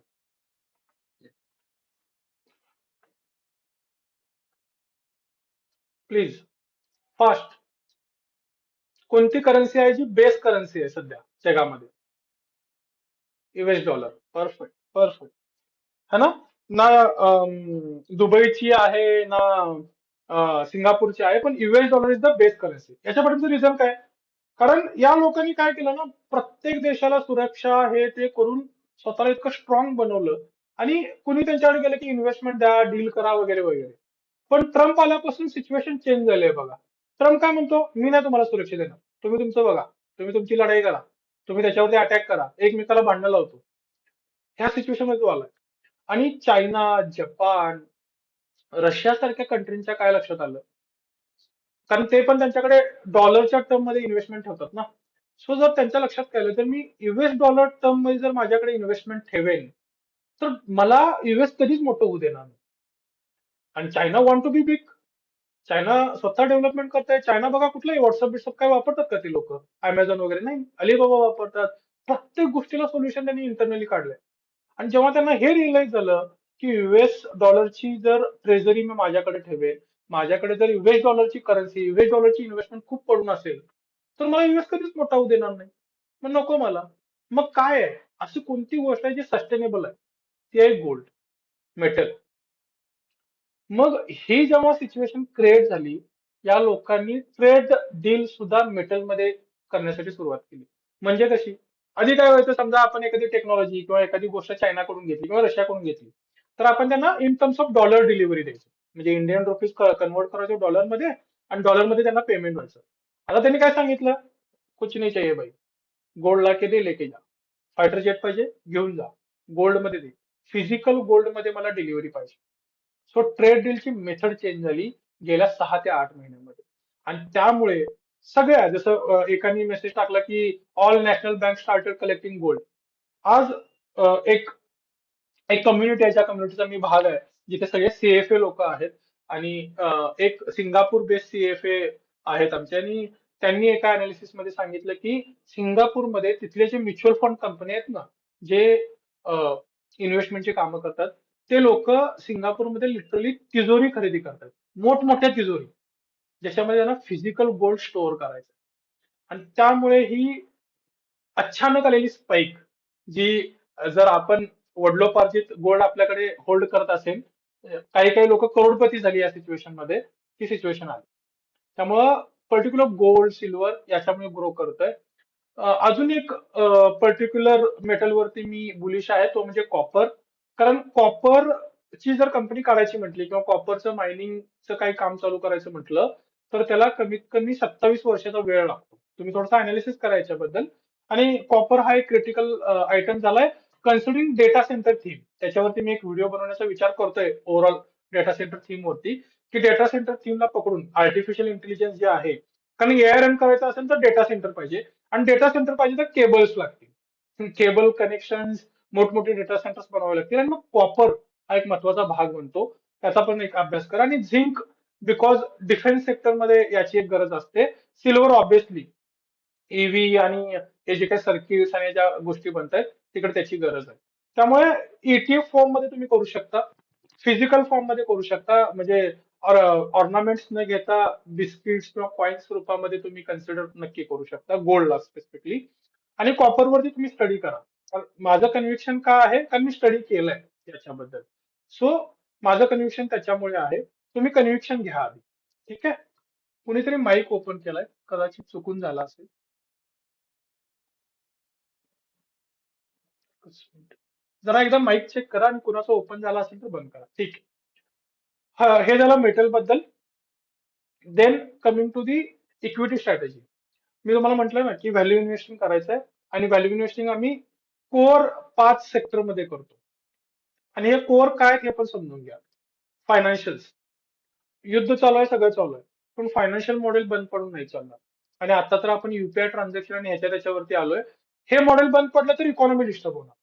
सो मार्केटची सिच्युएशन किती तरी क्रिटिकल, जशी कोविडची सिच्युएशन होती, फायनान्शियल ट्रान्झॅक्शन नाही थांबले होते. That has to be run. It's a core thing. म्हणजे आपण म्हणतो ना, अन्न वस्त्र निवारा, तसं स्टॉक मार्केटमध्ये हे 5 कोर सेक्टर आहेत. हे लागतातच, ह्याच्याशिवाय चालत नाही. कन्झम्पशन, खायला लागतं आपल्याला. एफएमसीजी जे असतात सगळे, हिंदुस्तान युनिलिव्हर, नेस्ले वगैरे हे जे स्टॉक्स येतात, that needs to be there. Industrial, कंपन्या बंद करून चालणार नाहीत, मॅन्युफॅक्चरिंग थांबून चालणार नाही. Industry need to be run. Option नाहीये. केमिकल्स, म्हणजे काय, फार्मास्युटिकल्स, केमिकल्स या कंपन्या. आता तुम्ही बघा, वॉरची सिच्युएशन आहे. सो वॉरच्या सिच्युएशन मध्ये pharma is the hedge basically. कारण वॉर सिच्युएशन चालू आहे, तर दुखापती होणार आहे, दुखापती होणार आहेत, लोकांना त्रास होणार आहे. Pharma needs to be there, hospital needs to be there. So it's a hedge basically. आणि टेक्नॉलॉजी, आज तुम्ही विचार करा, जर इंटरनेट बंद पडलं या वॉर सिच्युएशनमुळे, काय क्रिटिकल सिच्युएशन क्रिएट होईल? सगळ्या गोष्टी ठप्प होतील. टेक्नॉलॉजीवरती आपली डिपेंडन्सी आहे. आता ही गोष्ट वेगळी आहे की आता सध्या बिकॉज ऑफ एआय, अँथ्रोपिक जे कंपनी आले, आपले पाटील साहेब आहेत ते, राहुल पाटील साहेब, त्यांच्यावरतीच मी पहिला रिसेंटचा एक व्हिडिओ बनवला खूप टाइम नंतर. आणि तिथून मला ग्रोथ मिळाली ऍक्च्युली.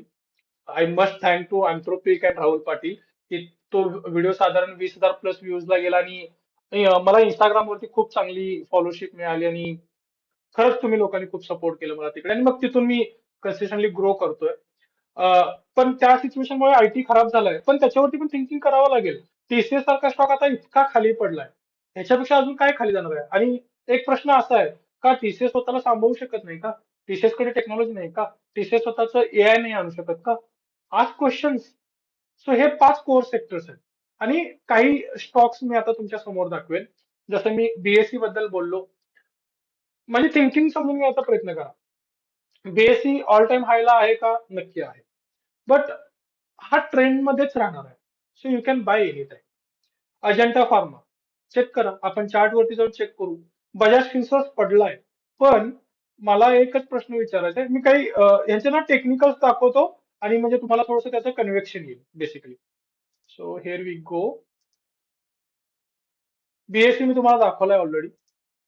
अजंता फार्मा मार्केट खाली पडतंय हं. म्हणजे लिटरली स्टॉक पोर्टफोलिओ डाऊन गेले आणि हा स्टॉक कन्सिस्टंटली वरती चाललाय. हा मंथली आहे. मंथली चार्ट वरतीच बघू आपण शक्यतो. सो हा आधी पडत होता, पण जेव्हा वॉर सिच्युएशन चालू झाली, सो फार्मास्युटिकल कंपनी शोधून काढा. स्टॉक आयडिया बद्दल बोलतोय मी. त्यानंतर आय थिंक मी तुम्हाला एक दाखवेन बेल. बेल तर मला आठवतोय मी तो जो ग्रुप आहे त्या ग्रुपमध्ये गेल्या 6 महिन्यापासून टाकतोय. ठीक आहे ना, वॉर सिच्युएशन मध्ये हिट यालाही मिळणार आहे. पण मंथली अक्युमुलेशन जेव्हा जेव्हा हा हाय बनवतो मंथलीचा, आम्ही याला ऍड करतो. प्रत्येक महिन्याला थोडं थोडं थोडं ऍड करत चाललोय. सो व्हॅल्युएशन मध्ये तुम्हाला हे लक्षात घ्यायचं की तुम्हाला अक्युमुलेशनच करावं लागेल. बजाज फिन्सर्व जो स्टॉक पडलाय, जो मी म्हणतोय की कन्सिडर केला पाहिजे. रिझन बिंग काय आहे ना, याची ग्रोथ स्टोरी बघा तुम्ही. जेव्हा जेव्हा हा स्टॉक खाली येतो ना, तेव्हा तेव्हा एक मोठ्या मोमेंटमला जसं निफ्टीमध्ये होतं ना, तसं तसं होतं. कारण त्याचं बिझनेस मॉडेल खूप आवडतं मला. बजाज फिन्सर्व्ह किंवा बजाज फायनान्स सुद्धा. बजाज फायनान्स त्यांचं बिझनेस मॉडेल समजून घ्या. हे लोकांना कर्ज देतात लोकांना आणि छोटी छोटी कर्ज देतात. सगळ्यात महत्वाचं म्हणजे समजा मी बजाज फिन्सर्व्ह कार्डचा युजर आहे. मी काय फ्रीज आणला घरी ईएमआय वरती. पैसे जर मी दिलेच नाहीत, किती किती किती पुरतील? 20,000 रुपये. सो हे मोठं बिझनेस कर्ज वगैरे देत नाहीत की 1 कोटी 2 कोटी की खूप मोठा इम्पॅक्ट येईल. आणि यांचा कलेक्शन रेशो जो आहे ना, म्हणजे एनपीए यांचा खूप कमी आहे. नॉन परफॉर्मिंग असेट यांचे खूप कमी आहे. त्यामुळे हा स्टॉक सायकलिकल मध्ये चालतो. जेव्हा जेव्हा बजाज फायनान्स बजाज फिन्सर्व्ह हे स्टॉक पडतात, तेव्हा तेव्हा यांना कन्सिडर नक्की केलं पाहिजे. ठीक आहे. त्यानंतर आपल्या लिस्टमध्ये अजून काय आहे? हिंदुस्थान युनिलिव्हर. मग अशी जे मी तुम्हाला सांगत होतो की एफएमसीजी प्रोडक्ट आहे हा. ऑब्विसली केला पाहिजे. Power grid. पॉवर ग्रिड कुठून आलं? मी मगाशी इलेक्ट्रिकल बद्दल सांगत होतो की डेटा सेंटर थीम, ईव्ही हे सगळं. आणि डेटा सेंटर ज्या पद्धतीने काम करायला, डेटा सेंटरला मी तुम्हाला सांगतो खूप इलेक्ट्रिसिटी लागते. म्हणजे 5 वर्षानंतर आपली जी जुनी परिस्थिती ती माहितीये का, की आठवड्यातून 1-2 दिवस लाईट जायची, आपण ब्लॅकआउट घ्यायचो. अशी परिस्थिती डेटा सेंटरमुळे येऊ शकते. आणि इलेक्ट्रिसिटी हा एक खूप मोठा एक्सपेन्स बनणार आहे फ्युचरमध्ये. कारण आपण इलेक्ट्रिक व्हेकल पण आणायला लागलोय एका साईडला, दुसऱ्या साईडला एआय साठी डेटा सेंटर पण बनवावे लागणार आहेत. त्यामुळे इलेक्ट्रिसिटी बनवण्याचे वेगवेगळे मेथड जसं सोलार, ग्रीन एनर्जी बेसिकली खूप काम चालू आहे. पण ते सुद्धा कितपत पुरेल की नाही माहिती नाही. आणि पॉवर ग्रिड हा एकमेव असा स्टॉक आहे ज्याचं इलेक्ट्रिसिटी डिस्ट्रीब्युशन सगळ्यात स्ट्रॉंग आहे. ऑलमोस्ट 75% मार्केट त्यांच्याकडे आहे. TD power again same story. Electricity वरतीच. अपर इंडस्ट्री सर्च करून बघा तुम्ही. तुमच्या लक्षात येईल की हे स्टॉक कशा पद्धतीने काम करतात.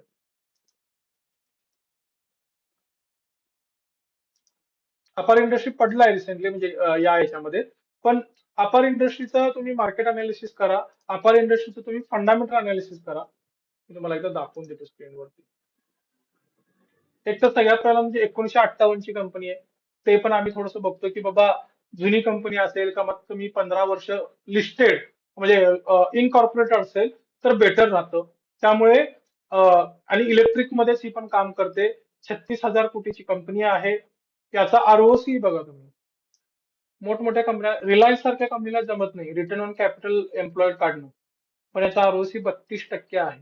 सो ते बिझनेस मधलं लॉजिक, बिझनेस मध्ये कसं ग्रो करायचं हे त्यांना कळलंय. गेल्या क्वार्टरचा त्यांचा सेल्स ग्रोथ 20% आहे. एक एक्सलंट सेल्स ग्रोथ जो असतो ना तो 20% त्याच्यापेक्षा जास्त असतो. शक्यच नाही quarter on quarter sales 20% grow घेणं. डेटा सेंटरचा फायदा होतोय, त्यात काहीच वाद नाहीये. पण त्याच्यामुळे तर होतोय ना, पॉवर ट्रान्समिशन ह्या त्या सगळ्या गोष्टींमुळे. सो अशा काही स्टॉक्स आहेत जे क्वालिटी स्टॉक्स आहेत, त्याच्यावरती काम करा. जे तुम्हाला ग्रोथ मध्ये घेऊन जातील. अक्युमुलेट करा. कारण तुम्ही विचार करा ना, जर मार्केट पडत असताना हे स्टॉक इतके स्ट्रॉंग राहत आहेत, तर मार्केट जेव्हा ऍक्च्युअल ग्रोथ येईल तेव्हा काय होईल? तेव्हा खरी मॅजिक होईल ना. ना की तुम्ही रिलॅक्सो सारखा स्टॉक जो कन्सिस्टंटली खाली पडतोय आणि या मार्केटच्या सिच्युएशनमुळे अजून खाली पडलाय, अशा स्टॉक मध्ये इन्व्हेस्टमेंट करा. रिलॅक्स हे खूप क्लासिकल एक्झाम्पल आहे, कारण त्यामध्ये खूप लोक अडकले ते मला माहिती आहे.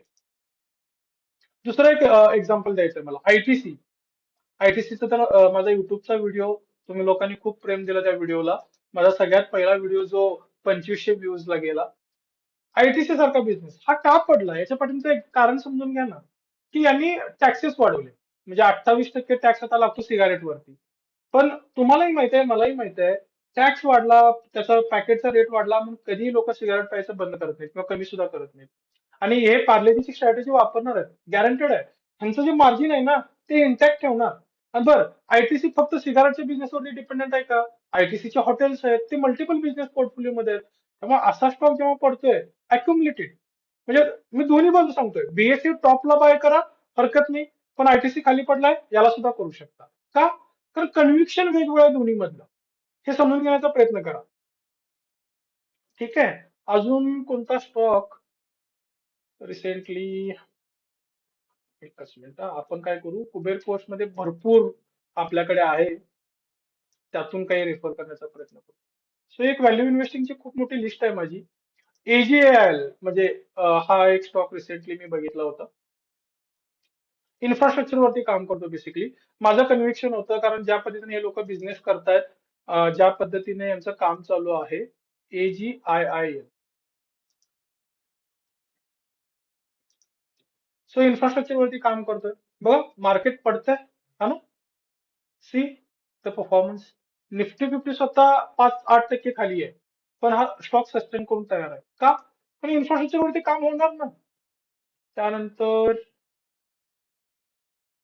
आयशस मोटरचा एकदा चेक करूया. व्हॉट हॅपनिंग विथ आयशस? हा आलाय खाली. त्याला थोडासा बिकॉज ऑफ दिस ऑइल आणि याचा त्याचा इम्पॅक्ट येणार आहे. ऑटोमोबाईल सेक्टरवरती ओव्हरऑल इम्पॅक्ट येईल. पण आयशस मोटर खाली आल्यानंतर अक्युमुलेट केला पाहिजे का? तर 200% केला पाहिजे.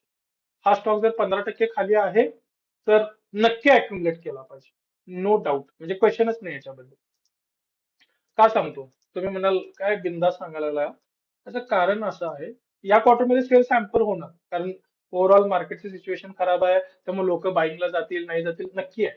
पण मित्रांनो, या पर्टिक्युलर कंपनीचं तुम्ही कंपाऊंडेड सेल्स ग्रोथ बघा, कंपाऊंडेड प्रॉफिट ग्रोथ बघा, आणि रिटर्न ऑन इक्विटी बघा. सो ना, सिम्पली जेव्हा व्हॅल्यू इन्व्हेस्टिंग मध्ये जाल ना, तेव्हा काय करायचंय तुम्हाला, इयर ऑन इयर प्रॉफिट बघायचा आहे, इयर ऑन इयर सेल्स बघायचा. सो 715 कोटीचा सेल्स करणारी कंपनी आज जवळजवळ 4723 कोटीचा सेल्स करते. आणि 525 कोटीच्या नेट प्रॉफिट वरून 4723 कोटीचा नेट प्रॉफिट, सॉरी, मी सेल्स चुकीचा वाचला, सॉरी. 6810 कोटीवरून 18870 कोटीचा सेल, आणि 4734 कोटीचा प्रॉफिट. काय म्हणतात? आता आयशर मोटरचं कन्व्हिक्शन सांगतो मी कसं आहे तुम्हाला. एकदा ठीक आहे, त्यांच्याकडे वेगळे मॉडेल्स आहेत त्यांचं ना, मी तुम्हाला एक, आणि अजून पण एक स्टॉक आहे त्याच्याबद्दल पण मी बोलेन, नेस्ले म्हणून जो आहे, फंडामेंटल बेसिसवरती बेसिकली. Sorry, sorry.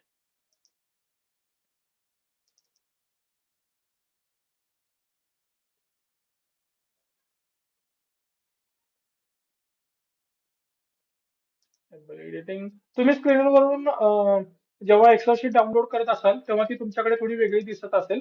हे थोडंसं बॅकएंडला चेंजेस आणि कोडिंग करून बनवल्यामुळे अशी वेगळी दिसतीये.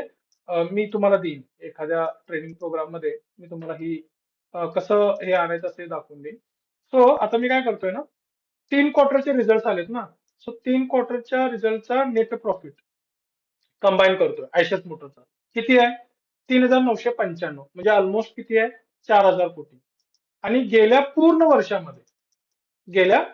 वर्षामध्ये यांचा नेट प्रॉफिट किती होता? 4734 कोटी. म्हणजे आता जेव्हा मार्चचा रिझल्ट येईल, तेव्हा यांना नेट प्रॉफिटची गरज किती राहिली आहे? साधारण 800 कोटी. म्हणजे डिसेंबरचा जेव्हा रिझल्ट येतो, जेव्हा हा लास्ट टाइम, सॉरी, मार्चचा जेव्हा रिझल्ट येतो, जेव्हा लास्ट टाइम आला होता, 1362 कोटीचा नेट प्रॉफिट होता. आता 1000 कोटी जरी दिलं, तर एअर ऑन एअर नंबर हा डिलिव्हर होणार आहे. It applies to sales also. So 3 क्वार्टरचा जर सेल्स कंबाईन केला, तर किती आहे? 17,327 कोटी. आणि गेल्या पूर्ण वर्षामध्ये किती केलाय? 18,870 कोटी. म्हणजे किती करायचंय? 1,000 कोटी फक्त. इतका नाही होणार का सेल? म्हणजे तुम्ही लक्षात घ्या, मला कन्व्हिक्शन काय सांगण्याचा प्रयत्न करतोय. 15% स्टॉक खाली पडलाय. 3 क्वार्टर मध्ये ऑलरेडी 17,300 कोटीचा सेल झालाय. आणि गेल्या पूर्ण वर्षाचा सेल किती आहे? 18,870 कोटी. 2-3 हजार कोटीचा सेल नाही करणार काही कंपनी? नक्की करणार आहे. सेम मला वाटतं, मी नेसलेचा अभ्यास करत होतो. नेसले की हिंदुस्थान युनिलिव्हरचा. एकच मिनिट. तुमच्यासाठी खूप प्रिपरेशन ऍक्च्युली केलेत मी या मीटिंग साठी. आय गेस मी नेसलेचाच केला होता की हिंदुस्थान युनिलिव्हरचा. तिकडेही सेम कंडिशन आहे.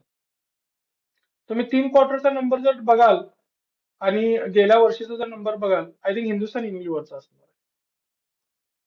हिंदुस्थान युनिलिव्हर नंबर ऑलरेडी करून बसले ते, यांना फक्त डिलिव्हर करायचा आहे पुढच्या क्वार्टरचा नंबर. सो मित्रांनो, व्हॅल्यू इन्व्हेस्टिंग मध्ये सेल्स ग्रोथ, प्रॉफिट ग्रोथला खूप महत्व आहे.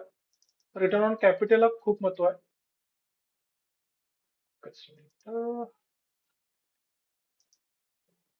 डाउनलोड नाही झाली.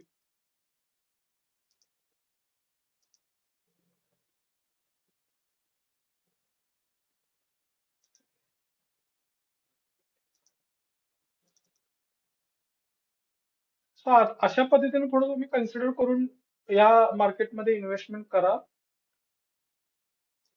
कन्व्हिक्शन घ्या आणि थोडस मेंटली पण स्टेबल ठेवा स्वतःला. रोज मार्केट बघू नका, कारण रोज मार्केट बघून काही हातात लागणार नाही.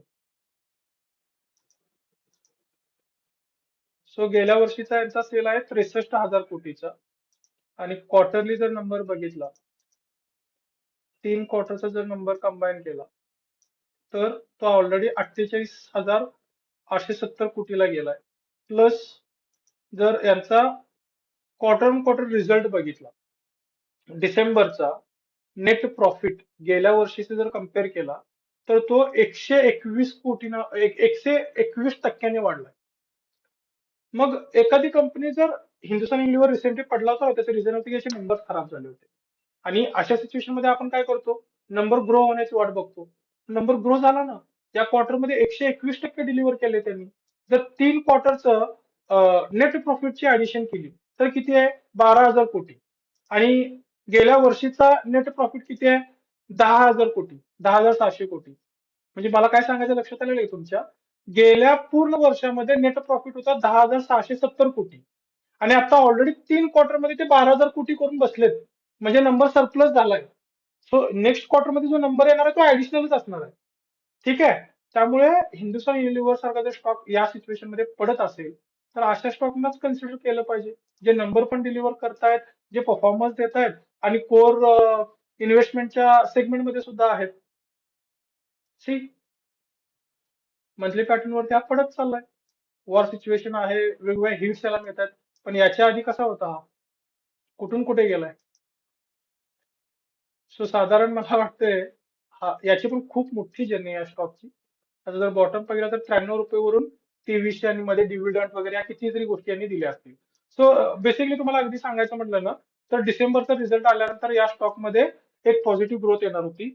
But because of war hit हा पडलाय. आणि एखादी कंपनी जर सेल्स ग्रोथ देत असेल आणि प्रॉफिट ग्रोथ जर 121% देणार असेल, तर मी कन्व्हिन्स आहे. बाकी तुम्हाला तुमचा अभ्यास करायचा आहे. ठीक आहे. आय थिंक मी सगळे पॉइंट कव्हर केलेत. ग्रुप मधला कोणता पॉइंट राहिला असं मला वाटत नाही, कारण ते सगळे पॉइंट्स पकडूनच मी त्याच्यामध्ये बोललोय. ठीक आहे. Now open to your questions. तुमचे काही क्वेश्चन्स असतील तर तुम्ही विचारू शकता. Hmm. Suggest some platform. Platform for study. अच्छा अच्छा. फंडामेंटल अनालिसिस स्क्रीनर वरती करा. ठीक आहे. आणि ट्रेडिंग व्यू टेक्निकल साठी वापरा. आता प्लॅटफॉर्म म्हणजे मला लक्षात येत नाही की काय स्टडी रिपोर्ट तर तुम्हाला ना ऑनलाईन, कारण प्रत्येक स्टॉकचा वेगवेगळा रिपोर्ट वेगवेगळ्या कंपन्या पब्लिश करत असतात. त्यामुळे एक असं पर्टिक्युलर कोणतं हे नाहीये. ऍक्सिस बँकवाल्यांची एक वेबसाईट आहे ज्याच्यावरती आय थिंक ते रिपोर्ट्स टाकतात, मंथली रिपोर्ट्स वगैरे टाकतात. पण मी शक्यतो लोकांना सजेस्ट करत नाही, कारण हे मोठे प्लेयर्स असतात ना, हे जरा वेगळा गेम करतात. जेव्हा मार्केट किंवा काही स्टॉक खाली पडलेले असतात, जेव्हा राईट बाईंग सिच्युएशन असते ना, तेव्हा हे काय करतात, बाय करू देत नाही, तेव्हा निगेटिव्ह न्यूज देतात. आणि जेव्हा तो स्टॉक वरती जातो, जेव्हा ह्यांना लोकांची गरज असते की हा स्टॉक विकून जायचा आहे आता आपल्याला, अशा सिच्युएशन मध्ये लोक काय करतात, पॉझिटिव्ह न्यूज आणून तुम्हाला बाईंग करायला होतात आणि मग तुम्ही परत त्याच्यामध्ये स्टक होऊन जाता. त्यामुळे कन्व्हिक्शन स्वतःच पाहिजे. मी जी मगासपासून प्रोसेस दाखवली ना, ही माझी कन्व्हिक्शन प्रोसेस आहे. मी कन्व्हिन्स आहे या गोष्टीला. ठीक आहे. त्याच्या व्यतिरिक्त काही क्वेश्चन असतील तर अजून. आणि ऑलवेज एक पॉइंट आपण जो मिस केला, कारण व्हॅल्यू इन्व्हेस्टिंग बद्दल बोलत असं मी बोललो नाही, पण जर तुम्ही स्विंग ट्रेडिंग जेव्हा करत असाल ना, तेव्हा मित्रांनो, it is better to lose on your conviction. म्हणजे एक एक्झाम्पल द्यायचं म्हटलं ना, लेट्स से मी काय करतो, सूर्यास्त्र ओपन करतो. हे थोडंसं घ्या समजावून, म्हणजे हा एक आजचा ग्रेट टेकअवे असू शकतो तुमच्यासाठी. जेके टायर्स वरती जाऊ. नाही, जेके. हॅलो. हा. हम्म. अच्छा, प्रोसेस असं. तर सूर्यास्तर मित्रांनो, हे एक कोडेड टूल आहे. ट्रेडिंग व्ह्यू मध्ये तुम्हाला कोड लिहून हे बनावं लागतं. सो मल्टिपल इंडिकेटर्स त्याच्यामध्ये टाकलेले आहेत. आणि मग त्यातून ते मला इंडिकेशन देतं की बाईंग कधी केलं पाहिजे, एक्झिट कधी केलं पाहिजे. इट्स अ बिग थेरी, म्हणजे ह्याच्यामध्ये ऑलमोस्ट 6 ते 8 इंडिकेटर्स आहेत. आणि हे कोडेड ऍक्च्युली हे काइंड ऑफ पेड आहे असं म्हणू शकता, जे मी डेव्हलप केलंय. त्याचा कोड मी स्वतः लिहिलाय आणि मध्यंतरी मी याच्याबद्दल स्टोरी सुद्धा टाकत होतो. सो तुम्हाला माहिती आहे, हे मी देणार आहे खूप साऱ्या लोकांना वापरायला. पण त्याची मेथड, कारण हे जर तुम्हाला द्यायचं असेल ना, तर ह्याला पेड व्हर्जन मध्ये न्यावं लागेल. आणि तुम्हाला ते सबस्क्रिप्शन बेसवरती बाय करावं लागेल. आणि काय आहे हे मी समजावून सांगतो तुम्हाला, लेट्स से. सो आता जसं जेके टायर एक एक्झाम्पल घेऊ. रिसेंटली ना, ऑटोमोबाईल मिसलेनियस मध्ये सेक्टरमध्ये मुवमेंट आली. आणि जेव्हा मुवमेंट आली तेव्हा हा स्टॉक कन्सिस्टंटली ग्रो करत होता. मग सूर्यास्त्रामध्ये इथे जर तुम्ही बघाल, ए हा इंडिकेटर आला. So early buying, A is nothing but early buying, B is conviction, आणि C is go on. So अशा सिच्युएशन मध्ये आम्ही काय करतो, आता एक एक्झाम्पल घेऊया, तुम्ही फक्त ही एक कॅन्डल रेफर करा. सो मी विकली फ्रायडेला बसून अनालिसिस करतोय. सेक्टर रोटेशन बघितलं, मला वाटलं की ऑटोमोबाईल मध्ये आता चांगली मुवमेंट येते. त्याच्यामधले मला स्टॉक बघितले तर जेके टायर हा मूव्ह होत होता. मी सूर्यास्त्रामध्ये गेलो, एने मला कन्व्हिक्शन दिलं, मी फंडामेंटल केलं. आता काय होणार, मी इथे माझ्या टोटल पोर्टफोलिओच्या 1 ते 2% बाईंग करेन. म्हणजे लेट्स से माझा 10 लाखाचा पोर्टफोलिओ आहे, तर याचं बाईंग होईल साधारण 10,000 रुपयेचं. बरोबर. कारण 1 लाखाचे 10% किती होतात, 1 लाख. आणि 1% होतो 10,000 रुपये. सो मी काय करेन, एक लो चिट एंट्री घेईन याच्यामध्ये. ठीक आहे. 10,000 रुपये मी इन्व्हेस्ट केले. मी नेक्स्ट क्वार्टर मध्ये परत चेक करेन. त्याने काय केलं, याच्यापेक्षा एक हाय बनवला, म्हणजे हा त्याचा पुढचा हाय बनवतो. तर मी सेकंड एंट्री करेन, म्हणजे मी पुन्हा 10,000 रुपये टाकेन. अशा कन्व्हेक्शनने मी मॅक्झिमम, मध्ये पोर्टफोलिओ अलोकेशनचा वेगळा आहे. जसं की समजा जेकेटार हा मिड कॅप असेल, तर मिड कॅप स्टॉक मध्ये मी मॅक्झिमम 3% टाकू शकतो. म्हणजे 3 ट्रांचेस घेऊ शकतो, त्याच्यावरती नाही टाकू शकत. लार्ज कॅप असेल तर मॅक्झिमम 5 ते 7% टाकू शकतो. खूप याच्यामध्ये जे थेअरी आहेत त्या तुम्हाला थोडंसं ना डिटेलमध्ये शिकावे लागतील. मी शिकवेन step by step, don't worry on that. मग हे असं काम करतं. आता अर्ली इंडिकेटर जेव्हा हा आला ना, मी जेकेटर काढून टाकतो. एकतर, कारण हा स्विंग ट्रेडिंग मधला स्टॉक आहे ना, हा व्हॅल्यू इन्व्हेस्टिंग मधला स्टॉक नाहीये. सो माझं कन्व्हिक्शन इथं होतं. मी इथे टेक्निकल फ्रंट वरती निघून गेलो का, कारण टेक्निकल सोबत मला भांडण करायचं नाहीये. दुसरं, समजा इथे हा बाईंगला आला, जसं एका केसमध्ये झालंय, महाबँक आय गेस. नाही, महाबँक मध्ये पण नाही, नाही मी मंथली चार्ट लावलाय का. Sorry sorry sorry sorry. Weekly chart, JK tyre, I think JK tyre मध्ये झालंय. सी, मंथली चार्ट मध्ये तुमच्या लक्षात नाही आलं ते. विकली चार्ट मध्ये मला इथे कन्व्हिक्शन मिळालं, मी ही रॅली राईड केली. जेव्हा मला सूर्यास्तानं सांगितले की आता निकल नाही भाई, तो निकल गए. ठीक आहे. कधी कधी काय होतं माहितीये का, मी कन्व्हिक्शनने स्टॉक मध्ये एंट्री करतो, let's say Hindustan zinc.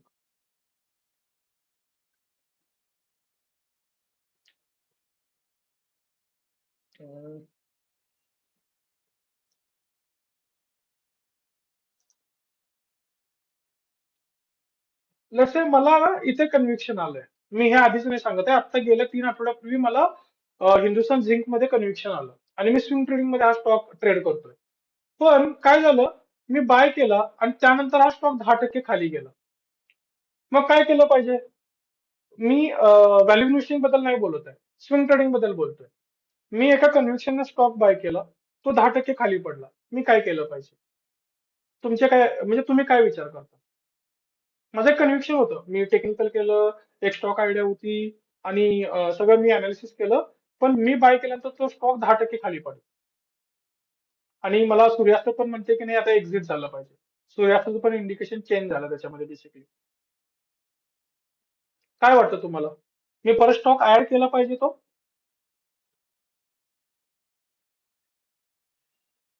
Me chat box मध्ये वाट बघतोय. What you think? मी एखादा स्टॉक बाय केला, मी कन्व्हिन्स होतो की हा स्टॉक चांगला आहे, पण त्याच्यामध्ये काहीतरी खराब येईल आणि तो स्टॉक खाली पडला. अशी सिच्युएशन आल्यानंतर मी काय करायला पाहिजे? केमिकल्स मध्ये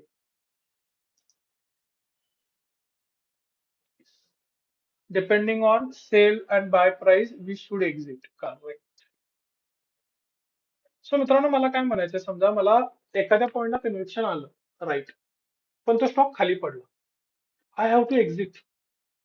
मी परत एंट्री करेन, कीप स्टॉप लॉस आणि एक्झिट का? तर मला कॅपिटल प्रोटेक्ट करायचं.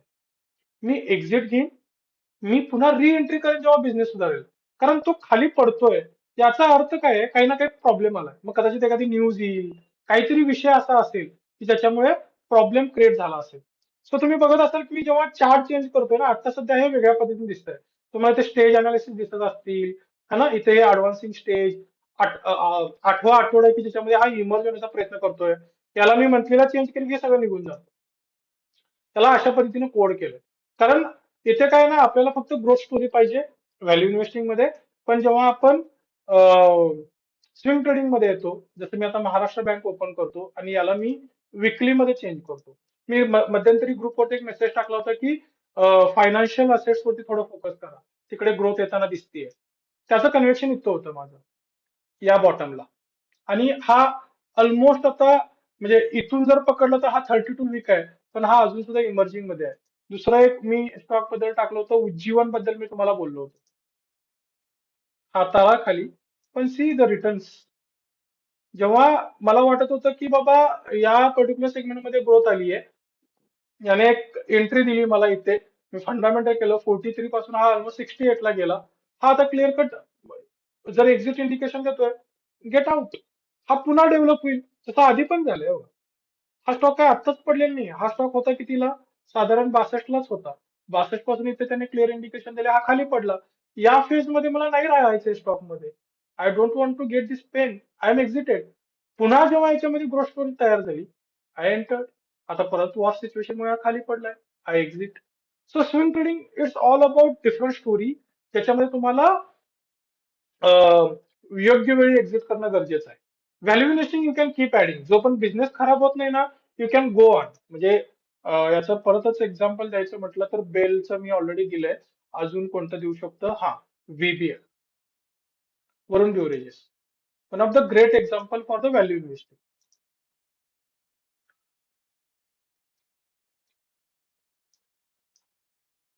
सी, हा स्टॉक थांबलाच नाही. तुम्हाला सूर्यास्त्रामध्ये कुठेच असं ना एक्झिट दिसणार नाही, अगदी एका दुसरा बारीक दुसरा, आणि कन्सिस्टंटली हा ग्रो करतोय. पण रिसेंटली त्याच्या बिझनेस वरती थोडासा इम्पॅक्ट आला आणि हा अक्युमुलेशन फेज मध्ये गेलाय, बेसिकली कन्सोलिडेटिंग फेज मध्ये गेला. मग जेव्हा क्लिअर इंडिकेशन आहे तेव्हा एक्झिट झालं पाहिजे. व्हीबीएल ची सध्याची माझी स्वतःची कन्व्हिक्शन थिअरी वेगळी आहे, कारण रिसेंटली क्वार्टरमध्ये याचा बिझनेस ग्रो झालाय परत. आता फक्त हा याच्यामुळे पडतोय, वॉर सिच्युएशन मुळे. पण याचं तुम्ही जर फंडामेंटल कराल स्क्रीनर वरती जाऊन, तर तुमच्या लक्षात येईल की एक वेगळं कन्व्हिक्शन तुम्हाला भेटेल. सो मला म्हणायचं काय की जेव्हा ग्रोथ स्टोरी आहे तेव्हा एंटर करा, पार्टनर बना, पुढे जा. जेव्हा फॉलिंग स्टोरी आहे, निघून जा. ऍज अ रिटेल इन्व्हेस्टर आपल्याकडे हा फ्रीडम आहे की आपण हवे तेव्हा एखाद्या बिझनेस मधून एक्झिट करू शकतो आणि हवं तेव्हा एखाद्या बिझनेस मध्ये घुसू शकतो. ऍज अ प्रमोटर म्हणून त्यांच्याकडे ऑप्शन नसतो. म्हणजे आता वरुण बिव्हरेजेसचा ओनर हा म्हणू शकत नाही की माझा बिझनेस खराब झालाय, माझं मार्केट चालत नाहीये, मी कंपनी विकून टाकतो आणि कधी चांगलं होईल तेव्हा परत रिएंटर करतो. नो. पण तो फ्रीडम आपल्याकडे आहे आणि त्या फ्रीडमला युटिलाइज करा. ठीक आहे. शैलेश, आय थिंक सूर्यास्ताची एक आयडिया आली आहे की अजून काही थोडस एक्सप्लेन करण्याची गरज आहे? शैलेश आहे कॉलमध्ये?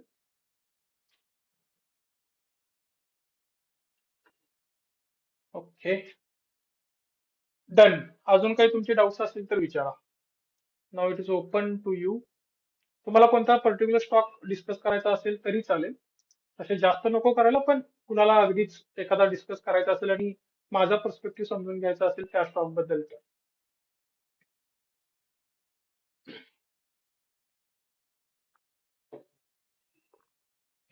No questions.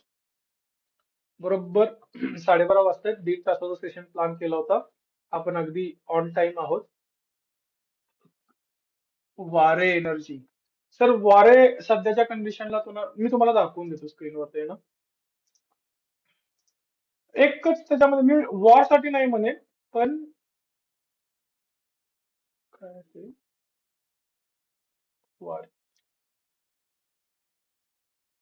त्याचा कोड काय आहे विसरलो नाही. WA.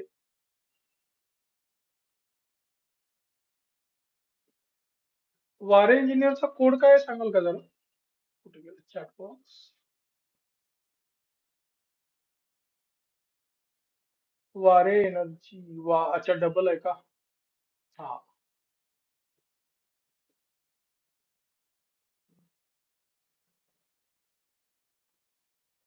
अरे वारे कोड आहे.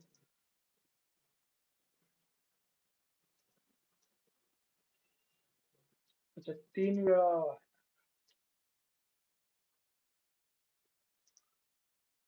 मी मला सूर्यास्त्रमध्ये दाखवून देतो, त्याने थोडासा कमबॅक केलाय.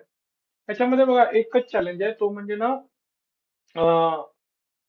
वॉरेचं, की जो एक्सपोर्ट टॅक्स वरती आता लागणार आहे, कारण यांच्याकडे काही चांगल्या ऑर्डर्स होत्या, जो आय थिंक ऑलमोस्ट जास्त काही लागतोय. तो एक प्रॉब्लेम आहे फंडामेंटल फ्रंट वरती. याला जर तुम्हाला होल्ड करायचं असेल, तर जर तुम्ही या बॉटमला जर काही ऍड केले असतील stock, then you can hold. कारण इंडियामध्ये सुद्धा आता सोलार वरती बरंच काम चालू होणार आहे, त्याच्यावरती करू शकतो आपण. आणि डाबर बद्दल तुम्ही विचारता, Dabur is ultimately FMCG product. याला हिट मिळतोय. तर इथे एक्झिट करून तुम्हाला रुथलेसली थोडंसं, कारण हा व्हॅल्युएशनचा स्टॉक नाहीये. सो डाबर मध्ये तुम्हाला एक्झिटच करावं लागेल. एकदा फक्त ना फंडामेंटल मध्ये काही खराब आहे का बघा Dabur. Technical front it's a clear cut exit. 516 कोटी वरून 554 कोटी. 3,355, 3,559, 100 रेशो काय, ROC इज गुड.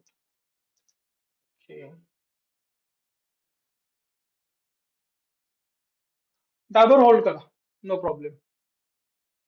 डाबरला काही हरकत नाहीये. डाबरला थोडसा अजून नेक्स्ट वीक मध्ये जर खाली पडला, तर किती 433चा बॉटम दिसतोय रिसेंटचा, तर अजून थोडे ऍड करू शकता. New buying avoided. ज्यांनी ऑलरेडी बाय करून ठेवलाय त्यांना मी सांगतोय. फ्रॅक्चल AI IPO लॉन्च नंतर खूप पडला. फ्रॅक्चल AI IPO, फ्रॅक्चलचा काय कोड आहे मित्र? FRA. हा. फ्रॅक्चल अनालिटिक्स लिमिटेड आहे का? हा. आणि नवीन स्टॉक बद्दल रिअली सॉरी, कारण मी खरंच या स्टॉकचा काहीच अभ्यास केलेला नाहीये. पिडिलाइट. ती 13,000 कोटीची कंपनी आहे. अरे काही माहितीच नाहीये याची. No comment on fracture. Okay, sorry, पण नो कमेंट. कारण ज्याचा डेटा नाही त्याच्यावरती काय बोलणार. पिडिलिट. इव्हन मला वाटतं ना कोलपाल सुद्धा, जो कोलगेटचा स्टॉक आहे तो सुद्धा खूप पडलाय. पिडिलिट एकदा बघून घेऊया. पिडिलिट इंडस्ट्रीज.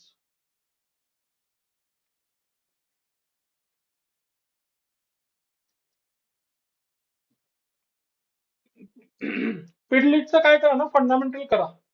आणि फंडामेंटल मध्ये जर क्वार्टर ऑन क्वार्टर सेल्स आणि प्रॉफिट ग्रोथ असेल, तर बाईंगला कन्सिडर केला तरी काय हरकत नाही. कारण हे स्टॉक अशा सिच्युएशन मध्ये जोरात पडतात. Quarter on quarter sales growth आहे का? 3,670, 3,730, 557, 624 आहे. आरओसी आरओई इम्पॅक्ट आहे? नाही. आणि इन्व्हेस्टमेंट मध्ये काय झालंय बघूयात. एचडीएफसी बँक बघायची पण गरज नाही, घेऊन टाका. पडलाय, घेऊन टाका. त्याच्यावरती काही विचारच नका. Investors 9.40, 9.21, okay, 12.01, 9.21, done. Okay. Simplex info, हा मी पहिल्यांदा ऐकतोय तुम्ही जो टाकलाय तो. चेतनजी, तुम्ही जो स्टॉक टाकलाय ना, तो मी पहिल्यांदा बघतोय. सिम्प्लेक्स, सिम्प्लेक्स पेपर्स म्हणून एक येत आहे. अच्छा, simplex infrastructure. Clear cut fall आहे, काढून टाका. बिझनेस इम्प्रूव्ह होऊ द्या, कारण हा एक चांगला स्टॉक दिसतोय मला. पण हा जो असा वरती चाललेला तिथून परत हा खाली आलाय. Let him come back to the stage 2, कारण ऑलरेडी हा डिस्ट्रीब्युशन डिक्लाइनिंग फेज मध्ये गेलाय बघा इकडे. आणि कन्सिस्टंटली हा 16वा वीक आहे की ज्याच्यामध्ये हा खाली चाललाय. सो जेव्हा टेक्निकल तुम्हाला सांगताय ना, हेच मी जे सूर्यास्त्राबद्दल बोलतोय ना, सूर्यास्त्र इज दिस. जेव्हा तो ग्रोईंग स्टेज मध्ये आहे, लेट्स एन्जॉय द पार्टी. जेव्हा वाटतंय की नाही काहीतरी खराब होतंय, गेट आउट. जर तुम्ही Suryastra need to drop, okay, no problem, done. Okay. तर मित्रांनो, हा आजचा सेशन होता. तुम्हाला अजून काही डाऊट्स असेल तर तुम्ही ग्रुपवरती पण टाकू शकता, काही हरकत नाही आहे. एक फक्त मला तुमच्याकडून मदत हवी आहे आजच्या सेशन नंतर, तो म्हणजे तुमचा फीडबॅक. रिझन बिंग, तुम्ही जो पण मला फीडबॅक देणार नाही तो पण मला डेव्हलपमेंट करता नाही येणार. मी जर चांगली डेव्हलपमेंट करेन तर मी चांगला कंटेंट महाराष्ट्रातल्या वेगवेगळ्या लोकांना पोहोचवू शकेन, चांगल्या लोकांना योग्य माहिती देऊ शकेन. सो तुम्हाला आजचा सेशन कसा वाटला हे ग्रुपमध्ये तर पोस्ट कराच. पण ती जी एक इंस्टाग्रामची रील होती ना की आपण रविवारी सेशन घेणार आहोत लाईव्ह, तर त्या रील मध्ये त्याची लिंक हवं तर मी ग्रुपमध्ये पाठवेन तुमचं काम इझी करण्यासाठी. तिथे जाऊन तुम्ही ना एक कमेंट मध्ये लिहून द्या की हा सेशन झाला आणि तो कसा झाला. जे तुमचं जेन्युइन असेल. तुम्हाला काही गोष्टी आवडल्या नसतील तर आवडल्या नाहीत ह्या सुद्धा लिहा. म्हणजे मला अजिबात भीती नाहीये की निगेटिव्ह फीडबॅक घेण्यामध्ये. कारण जर एखादी गोष्ट चुकत असेल तर ती समजून घेऊन इम्प्रूव्ह करणं गरजेचं आहे. त्यामुळे नक्की ते करा. आणि दुसरं, बीएससी व्हॅल्यू इन्व्हेस्टिंगचा मी व्हिडिओ टाकलाय. तो व्हिडिओ फक्त बीएससी पर्स्पेक्टिव्ह नका बघू. आत्ताच्या मार्केट सिच्युएशन मध्ये जेव्हा तुम्ही हे व्हॅल्यू इन्व्हेस्टिंगचे स्टॉक बाय कराल तर त्याचं कन्व्हिक्शन कसं ठेवायचंय हे बघण्यासाठी हवं तर मी तुम्हाला आता तो व्हिडिओ स्क्रीनवरती एकदा दाखवून देतो. एकच मिनिट, मला फक्त युट्यूब ओपन करावं लागेल.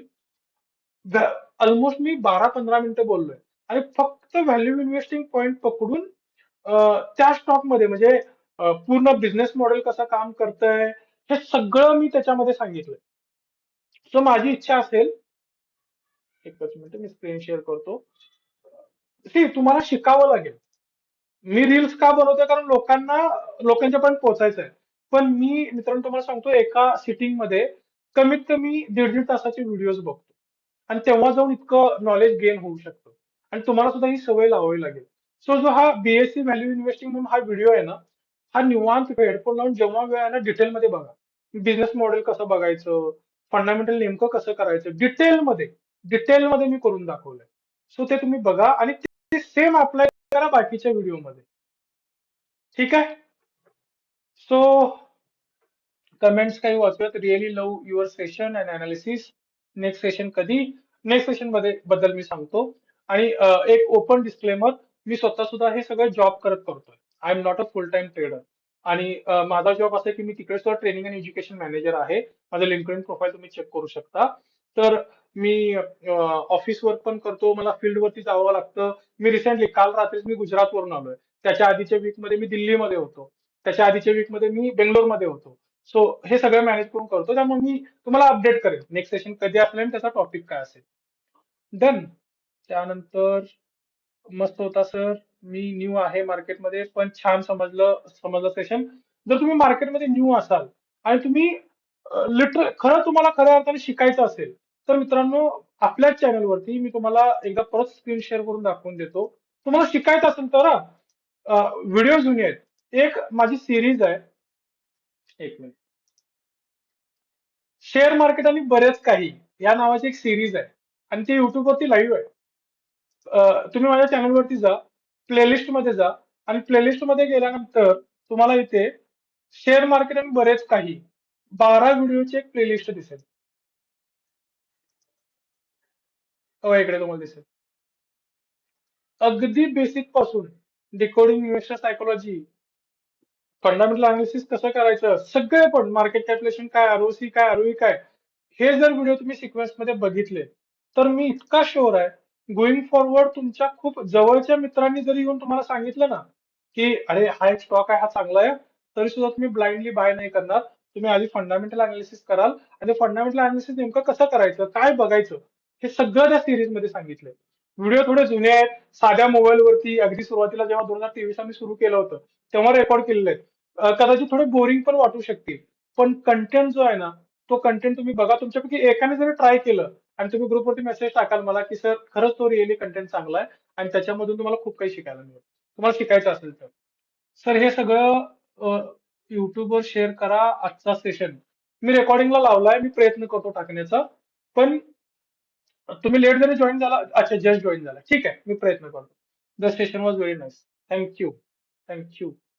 नंतर खूप इम्प्रुव्हमेंट ऑलरेडी दिसत आहे की पिटअप नाईस स्टडी. हो सर, मी रोज एक सेशन बघतो संध्याकाळी. Good. Your enthusiasm makes everything better. Loved it. Thank you. Nice session. Most importantly your humbleness speaks. अरे सर, मातीतून आलोय आम्ही सगळे. खूप स्टोरी मोठी आहे, मला खूप जवळून ओळखा, त्यांना माहिती आहे. Done. I think thank you so much. मला ना प्लीज दोनच मदत करा, एकतर ग्रुपवरती तुमचा जो काही फीडबॅक असेल तो पाठवा आणि त्या रील वरती कमेंट मध्ये जाऊन टाका आणि युट्यूबवरचे व्हिडिओ जे मी डिटेल अनालिसिस करून पाठवतोय ना ते नक्की बघत चला. कारण प्रत्येक व्हिडिओ मधून मी काही ना काही कन्व्हिक्शनचा मेसेज देण्याचा प्रयत्न करत असतोय. ठीक आहे.